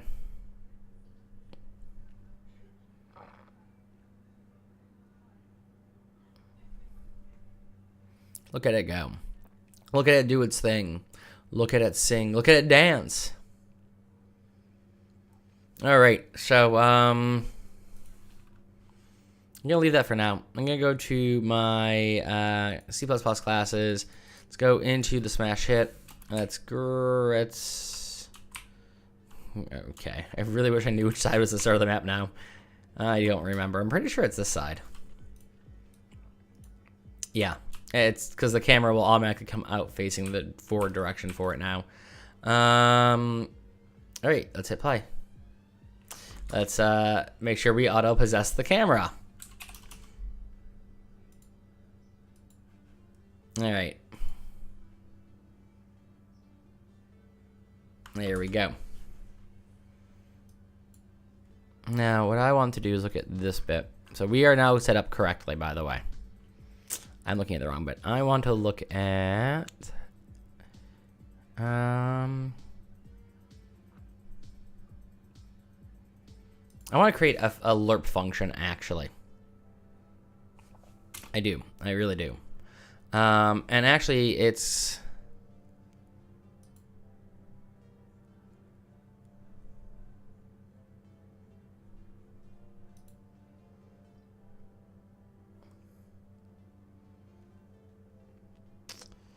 F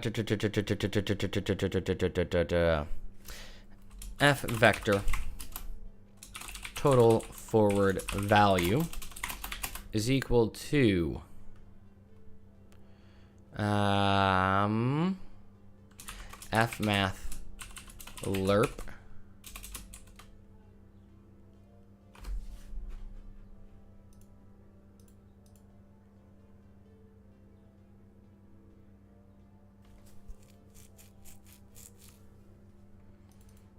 and it will be forward value multiplied by controller force multiplied by 100. Also, to be very clear about what that is, that entire argument that I just wrote is going into one set of brackets, comma, 0.0 f, comma, and then we're going to create a float.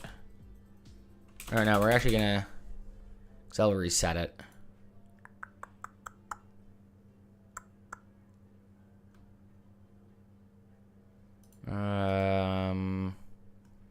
Okay, float start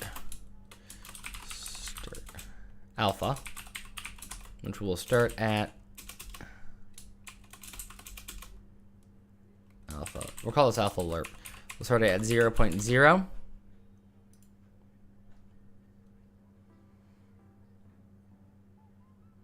And I don't know if this math is going to work, by the way. We'll take alpha lerp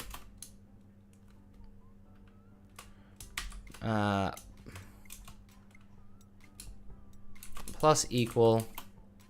Actually, I'm just going to do this a long way without using the plus equal for a moment, because I'm not entirely sure what the math is going to be, and I might want to change things out. It's going to be easier for me to do it this way. Okay, we are going to take the delta time in, but we're going to divide this by, say, 60.60f. And then for the final argument here, we will pass in alpha lerp. Okay. Why are you not happy with this? Oh.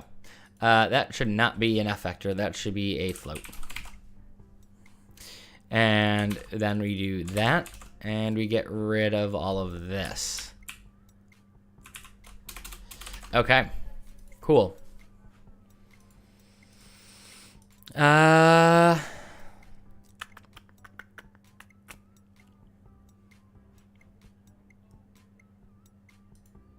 right, let's go ahead and save this. Go ahead and close it, because hot loading definitely did not work last time. Let's hit play, and let's see what we can get from this.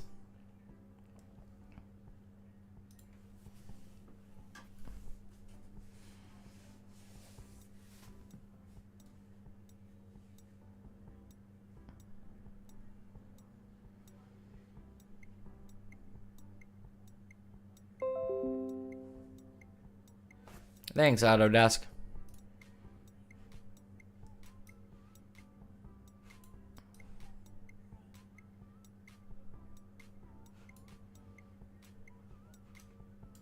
Okay, let's hit play.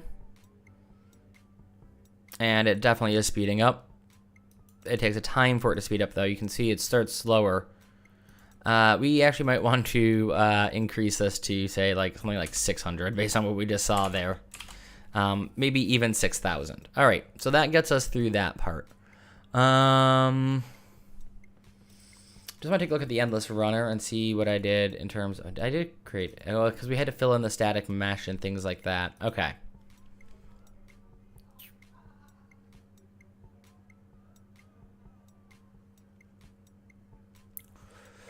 All right, so next what I need to do is I need to look up a class of something. And we're going to do UE5 projectile class. It's actually a component, technically.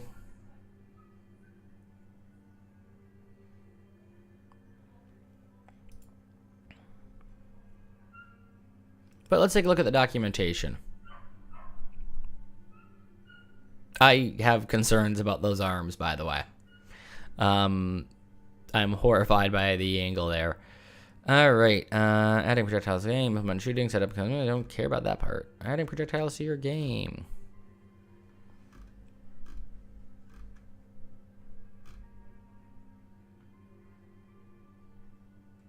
Add a reference to the U-sphere component in the FPS projectile.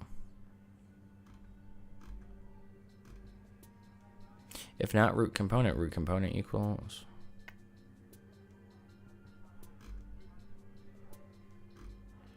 I thought they already had a Okay, at least I can now smell meat cooking, but it still smells like meat burning on plastic. It is honestly a very nauseating smell. See, projectile movement component, I thought that already existed. I mean, are we just going to end up replicating what they have? We're probably going to be doing it in a very different way.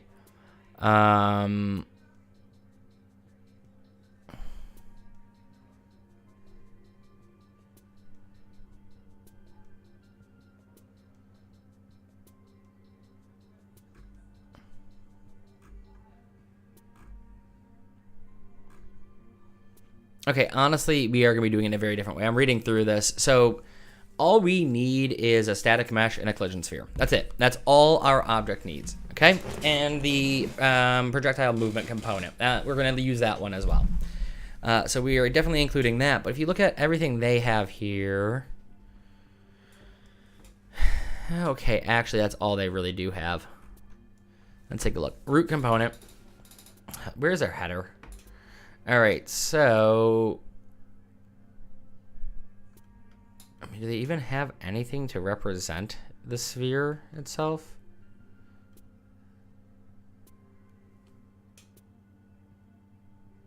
No, it just makes me annoyed. The burning plastic smell makes me really kind of annoyed. So root component is a scene component. Is the sphere a static mesh sphere? U properties, U sphere. No, it isn't. Okay. Oh, that reminds me, actually. We will be doing that in just a moment. And that's actually going to be really simple. But I do want to do one more thing in materials. I want to create another one of these called MI projectile. Okay. And for this one, I think I want to get rid of the emissive multi. No. Yeah, I don't know. We'll decide in a moment. We're going to change the color, though. And we're going to go more grayish, I would say. Even a bit darker. Let's go about there-ish. We actually might increase the emissive. I don't know. Let's go back to 2.5. Let's actually turn it off for a second.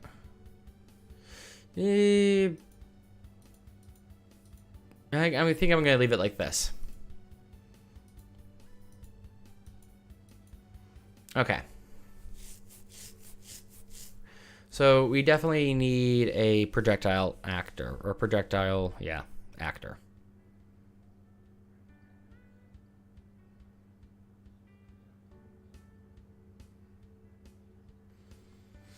The thing I want to do down the road, I know we can do in C++, but I'm going to switch it over to Blueprint. The keyword was down the road. So we're going to create a new object, which will be of type actor.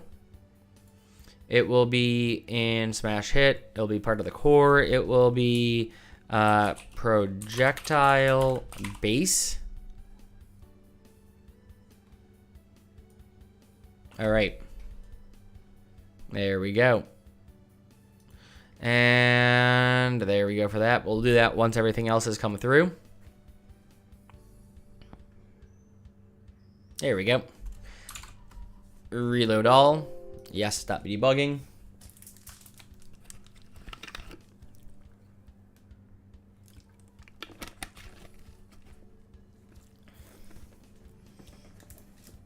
All right, let's pop over to projectile base. We need to include in here a static mesh component, a sphere component, and the projectile component. So, in order, we are going to do include components, static mesh component, which technically is actually not the root, so we're going to go one above that one. Include components, sphere component.h.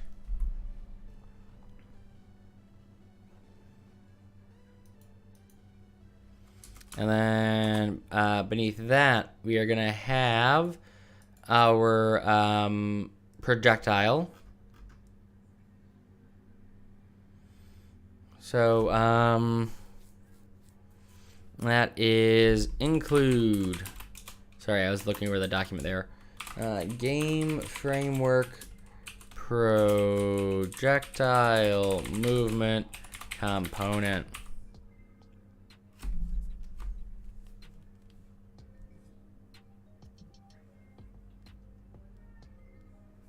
Okay. Are you still gonna keep giving me that error? Did I spelled movement wrong? Okay. Thank you. Right. So let's just copy over what we did over here. Yoink. I'm not sure why I always do the public above the constructor. Yeah, I don't like that, but whatever. That's how I've done it previously in this series. That's how I'll keep doing it here. Attributes.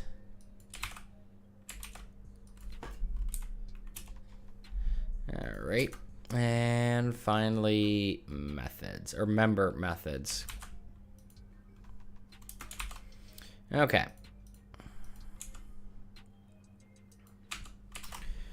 Right.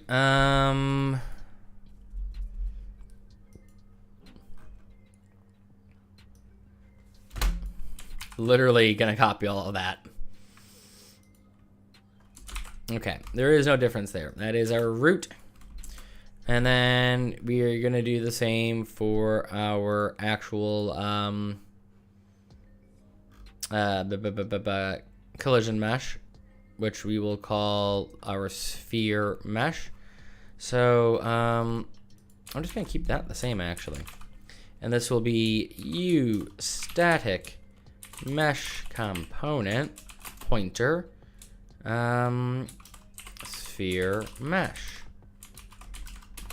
All right, and then what we need is u property boink category equals master subcategory movement,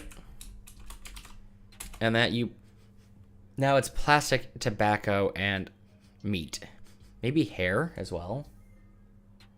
No one seems to have burned themselves. They're standing out there calmly.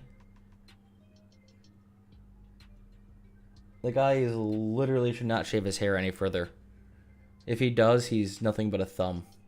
Like, see memes about Will from Stranger Things crying at his head turned from his brother, and what his brother sees is a picture of a thumb with a wig on. I mean, while the hair is pretty bad in it, and bowl cuts were a thing at that time. I remember bowl cuts from even a few years later than that show was set. Because I was born within the timeline of the last season, to give you an idea. That man has no like contouring to his head, so it's literally just a straight line. Not that I'm judging, but please be aware of how your hairstyle looks. Like, I know mine looks weird, but I'm growing mine for Locks of Love, or actually Princess Trust, which is the UK equivalent. Not Prince's Trust, Princess Trust, by the way. Alright, so we are including a U projectile movement component, which is a pointer in this case. And we'll call this projectile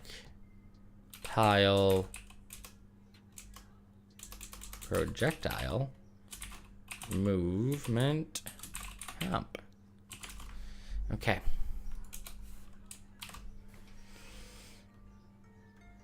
Alrighty, so let's pop over to the constructor. Just making sure actually one existed for a moment there. And let's take care of our root. So we're gonna set up root. And for this setup on root, what we are going to do is we are going to, what the hell did I name it? Collision sphere, sorry. Don't you love when I forget what I've named things? Also, can I please close this file? Thank you. I keep opening up the Castle Age stuff by accident because it's on my screen. I get very confused. All right, so we're gonna set up the root component. So for that, we do collision sphere, create default sub object. Make sure it's the right one selected when I do that. Use sphere component pointer. Nope. Text. Collision sphere. There we go. And we're going to set root component to collision sphere. Okay. Now I'm going to check the documentation to see if there's anything I need to do to ensure that the collision sphere actually works.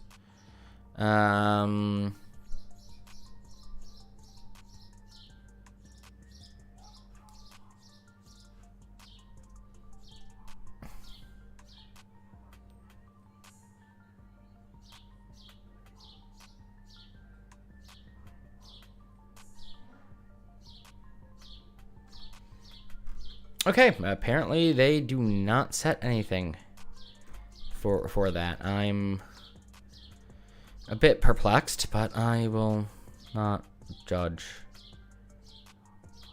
Okay. Right.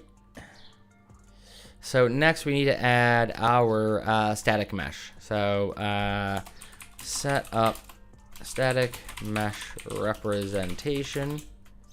Or set up static mesh. We don't need to talk about this representation of the actual thing, like the sphere. So for this, we will do what did I name it again? Sphere mesh. Sphere mesh. Collision sphere and sphere mesh equals create default sub object, and this will be of type U static mesh component. Text will be sphere mesh. We are going to do a sphere mesh set up attachment, and we are attaching it to the collision sphere, which I definitely spelled wrong because it is case sensitive. Yeah,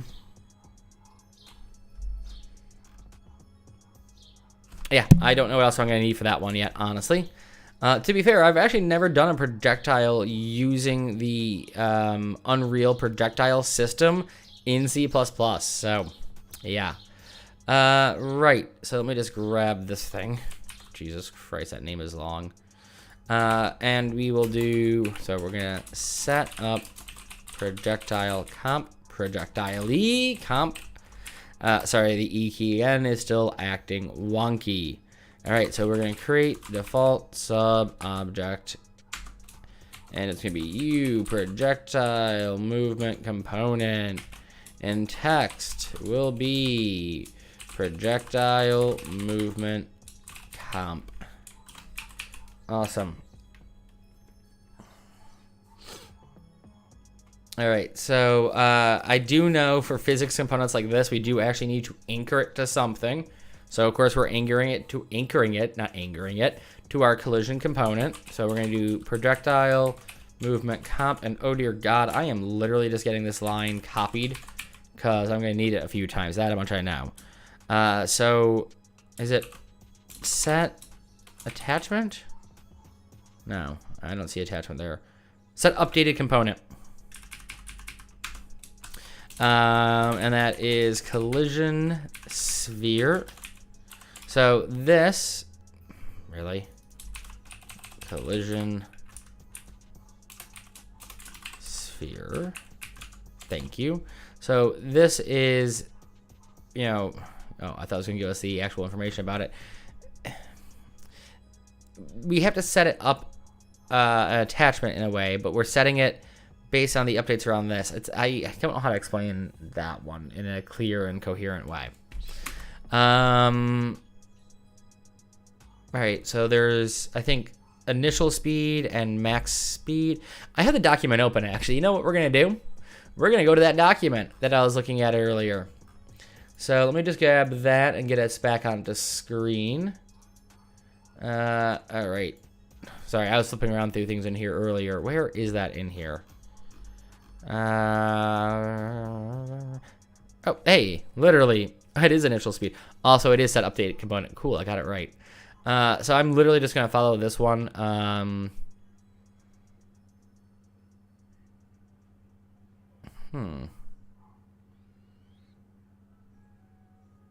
Yes, I actually do want them to bounce. I was thinking about the game. It's not as strong of a bounce as they have in this, so we're gonna lower the bounce. I don't know what that initial speed's gonna look like, so we're gonna use their initial speed for now. Initial speed. And we're gonna set this to what they do, which is 3,000. And then they do max speed, which they also set to 3,000. Then they do, which I would need a terminator after there, thank you. Then they do B rotation follows velocity. I feel like I want this to be false, actually, unlike that, which they have as true. But for now, we're gonna put this as true. Then we're gonna do B should bounce, and this is true.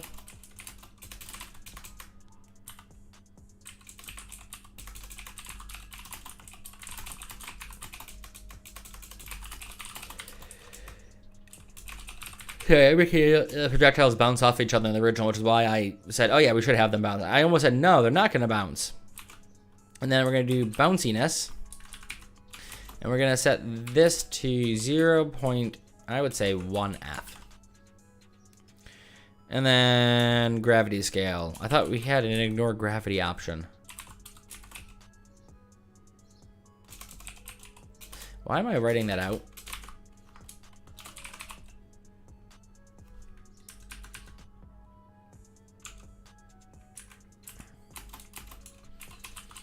All right,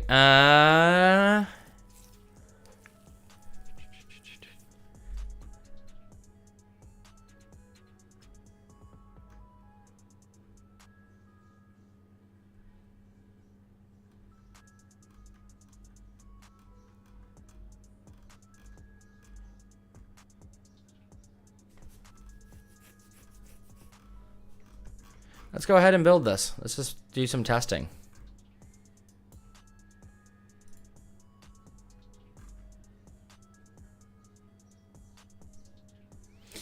Now, if this does work the way I expect it to work, we will pause the stream there because we are over the 4-hour mark. I know there are like 2 10 to 20 minute breaks in this stream. I would have thought about going on longer, but not feeling 100%. So, yeah. All right.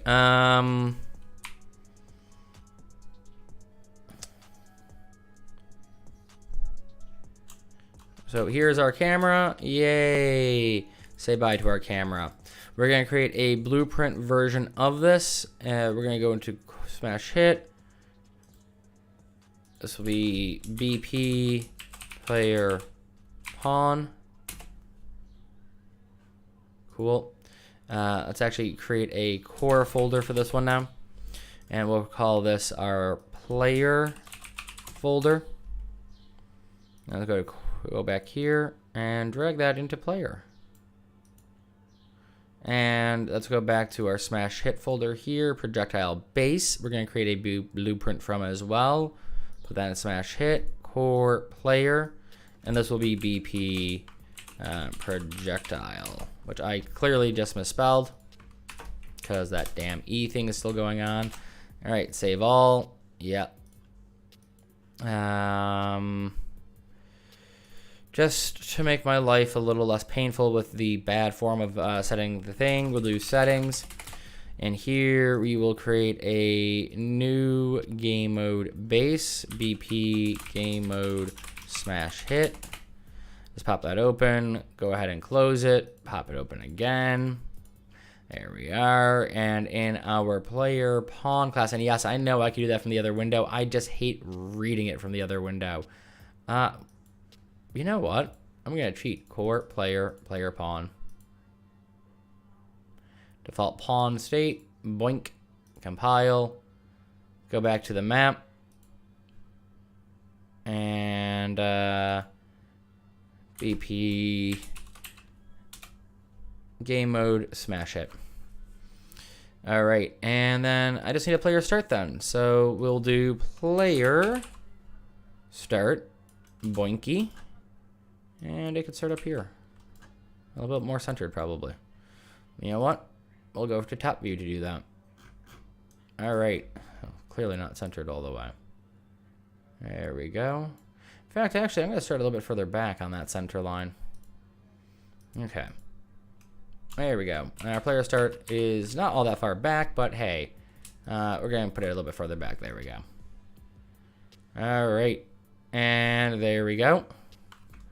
So it's still working correctly. That's what we needed to see. And let's just make sure that this is the BP version. It is good. I just want to double check. I thought I had made it the BP version, but I wasn't sure. Now what we're going to do now is just literally create a debug version of it to test if our thing is working. And we're going to hard code some stuff in that we're not going to actually hard code later on. We are going to do left mouse button. God. On left mouse button, spawn actor from class. And we are going to spawn it from BP projectile. We're going to get player or get actor transform. We are going to break transform. We are going to do location plus location.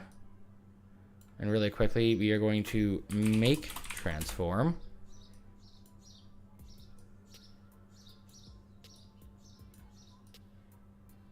And that goes into there.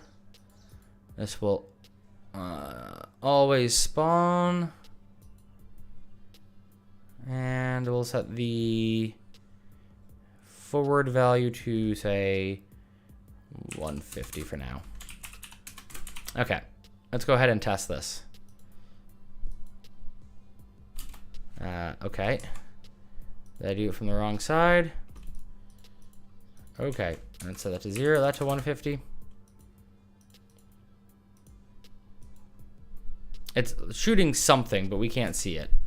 So what we're going to do is...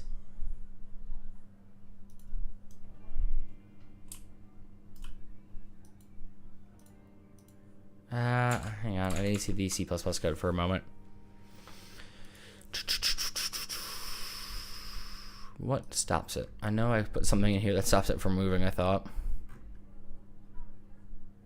Oh, yeah, nothing useful there.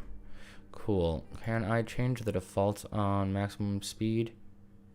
Maximum speed to 0. Should work then. Sorry, I want to see if I can change it without having to recompile. Alright, we set that to 0. We shouldn't move anymore. Oh, we still have a little bit of movement. Alright, F8. Where is... Oh, you know what? You know why we're having such a hard time with this?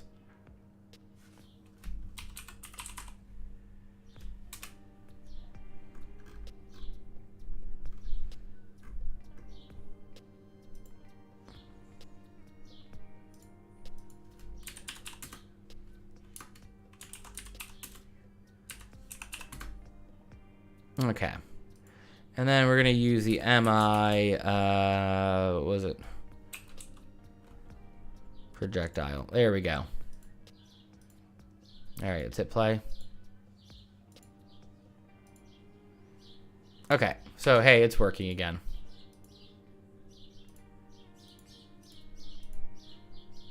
All right, what was this, 50? Yeah. All right, let's hit play. Boink. Okay, so hey, it is working the way I thought it would. We need to make some changes to get it right. We need to fine-tune the movement a bit more. That is literally just messing with some settings to see what we get. But that takes us through what I wanted to do today. So with that said, well, we're going to be done with this. Now we have finished, or we're going to finish up and close everything down. We have finished everything that we wanted to do for our first beginner game. So we will start recording that one, and it's going to be a bit different than what you saw here. I'm going to try a new approach. I'm going to take what I've been doing in the original RTS series and the new survival series. I'm going to mix it together where before, because we're doing C++, it is going to be in C++. I am tired of doing blueprint tutorials. Yes, I'll be mixing the two because you need to know both. So what I'm going to do is talk about, well, how do we know what goes... not into this pawn, but how do we know what goes into our pawn? Like, what do we need? Well, we need a camera. We need a way to attach that camera to an object. We need an object that's moving. So we're going to cover that, and we're going to talk about that, and we're going to build it up in that way. All right, anyway, thank you all for being here. I really do appreciate you spending your time with me, especially on a Saturday. And for those of you who have subjected yourselves to watching my VODs, I am so sorry for the 2 absences, and sorry that you have subjected yourself to dealing with me in a 4-hour-long format. Hopefully the behind-the-scenes approach to how I do my prep files has been useful. Now, I am cutting some stuff out because sometimes when I do prep files, I will actually go to other tutorial creators and see have they done things similar to what I'm doing. If they have, and they've explained it well, I will find a new approach. In fact, actually, as you might be aware from watching the series, Sam pointed out that someone did a very similar endless run design idea, or had a very similar idea. I did go and watch that person's work. I know that person personally now, and made sure that there wasn't too much overlap. If there is, I'm actually going to be sending it to them because I work with the person in real life. I didn't realize that, by the way, Sam, when you told me that I'd literally like 2 weeks later we got hired by the same group of people. I didn't realize it was him either until like halfway into our induction. I'm like, wait, I do know you. Yeah,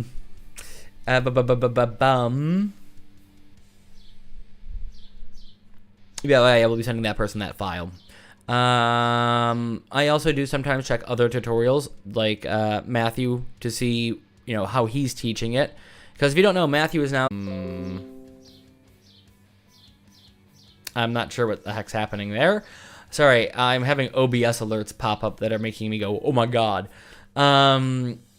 So yeah, I do check out other tutorials. I don't do that on live stream just because I don't feel it's appropriate for me to play other people's material here, as you guys are aware. It's their work. I will gladly point out who I view and who I talk to and who I listen to. I do give credit in my videos. I think I did skip in the cloud video that I got the idea from reading an open source C++ guide from a art director at Gorilla about volumetric clouds and just applied it into Unreal. I will have to go back at some point, probably make a comment about that, because I did forget that. I was like, oh yeah, I didn't say in this video, and yet in the video after that, like 2 videos later, I give credit to some random person, and like 3 videos before that, I give credit to another random person. They're not random, they're people I know or talk to, or have read. When it's something I've read, I actually just say the documentation's in the description or in a link somewhere. If it's a person I know, I do say this person. But I do a lot more than just this stuff, and I will do some intentional messing with the code. Like you've seen me write, skip this step, don't add this in, do blah. I will find other common pitfalls and I will add that in. I don't do that on stream because it's a bit harder to describe what I'm trying to do. Like I'm kind of guessing at where to put errors in or what changes I want to make to see the effect. It's literally guesswork to get something I can add into the tutorial. Sometimes there's guesswork where it's more I don't know what I need, but I know the code and I don't know the numbers. You guys will get that part of my test work because that behind the scenes stuff is more realistic. You don't typically go into your code trying to break it to teach people stuff. So I do that behind the scenes. On these behind the scenes, you will see what I do to actually make sure that my numbers work right. Now, it isn't foolproof. It isn't perfect what you've seen in the last few streams. The reason why is I'm creating a beginner's tutorial. I don't want to overcomplicate some concepts by talking about, handling if the start location's rotated, how to change which axes you're locked on. I didn't want to get into any of that stuff for a beginner's tutorial. It is a beginner's topic, but maybe it's an intermediate topic really at the end of the day. But it is not what I would class as beginner based on the sort of questions I typically get asked by people in the Unreal communities. All right, sorry for that long rant at the end. Again, thank you for spending your Saturdays here. Thank you for being here for the behind the scenes in this tutorial creation. Hopefully soon we will have the Endless Runner out for public consumption as an actual tutorial and not just me sitting here on camera hemming and hawing over different ideas. As always, this series of live streams, the series of tutorials that we're prepping are brought to you by Patreon sponsors, and you too can support the channel. And all you have to do is take that little mouse of yours, move it around, go below the picture of me and the screen, and click that like button. It really does help the channel out. And when you're thinking about this for a moment, these are beginner tutorials. These are tutorials aimed for people learning the content. Well, by hitting that like button, you're also helping those other people learning Unreal, because YouTube will make this video more accessible to people if you hit that like button. It really does. It actually does affect things.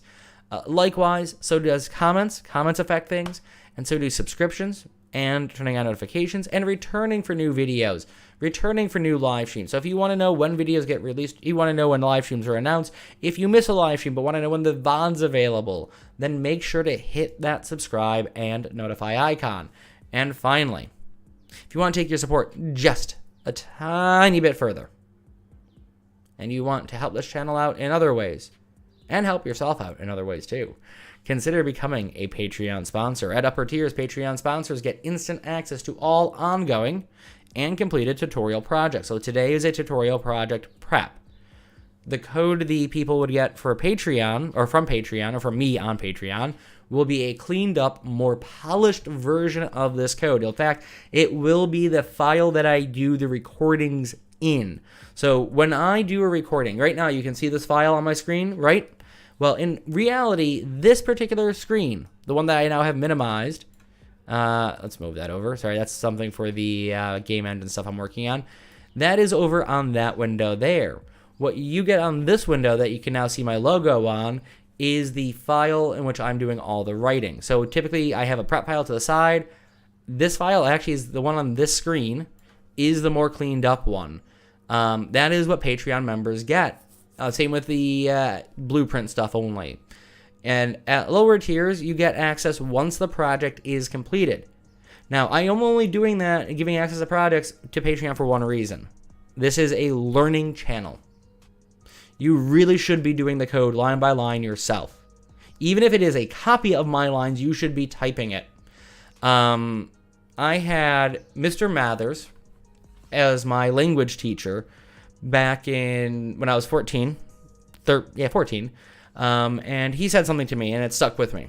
And then I had a German lecturer for my German, because I did Latin in secondary school in the U.S., and I did German at university. I can't speak German to save my life. My German lecturer also said the same thing, and I can't remember her name for the life of me, and she was one of the sweetest individuals I ever met, unlike my English teacher that year, who's the reason I left that university. They both said the same thing then. And they had a slightly different opinion about things, and now I agree with them when it comes to linguistics. I disagree when it comes to programming. And that was, even if you're copying something, the act of copying it helps refresh your mind and anchors you to it, helps with muscle memory, helps with other things. Now, Mr. Mathers, I think it was Mr. Mathers who said it and not my German teacher. Funny part, Sam, the guy I'm talking about, Mr. Mathers, you know how I said that building isn't closed when my teachers lived in that building when we were looking at Google Maps? That was Mr. Mathers. He lived like 2 doors down from me. Or 3 doors, technically. Well, technically a lot more, but I'm talking about front doors. Sorry, because where I lived, it's all condominiums, so some of the house doors on the front doors of the house are inside another front door. So he I believe it was him, but he said, don't type flashcards up, because we were talking about flashcards for doing memorizing new vocabulary in a different languages. Don't type it up. You remember it better. You'll remember it better if you write it by hand. With linguistics, I have found that to be true, actually. So I will say he is right there. When it comes to programming, I have found because you are typing most of the time when you're programming. I mean, even my pseudocode in my notebook is literally just regular English at that point. You don't. So I do say type it. That's the reason why it isn't free. Well, so that's the reason why Patreon gets it, because I think you should be doing the typing anyway. But yeah, the main reason I got to put it on Patreon was everybody kept asking for copies of code. So if I don't believe in giving it out because I think you should be learning the material by doing, well, fine, you can pay for it at that point. The real sell to me, the real reason you should do Patreon isn't to support the channel, isn't to support me. And so you get early access to the videos. So you have a voice in what content we cover and what things we do. Which reminds me, for the Patreon members who are watching this as a VOD, because I didn't see anybody come into the chat today from Patreon, I am still working on the voxel tutorial. It is a lot more complicated as a tutorial than I thought it was going to be. But I am still working on that, because Patreon did vote for me to do a voxel C++ tutorial. So we will be covering that at some point. All right. Sorry for the long-winded outro and all that stuff that just happened there. As always, I look forward to seeing you either in the next live stream, which again is on Fridays and Saturdays, or when the next tutorial is out, which again is on Mondays. Until then, I hope that you have a wonderful day.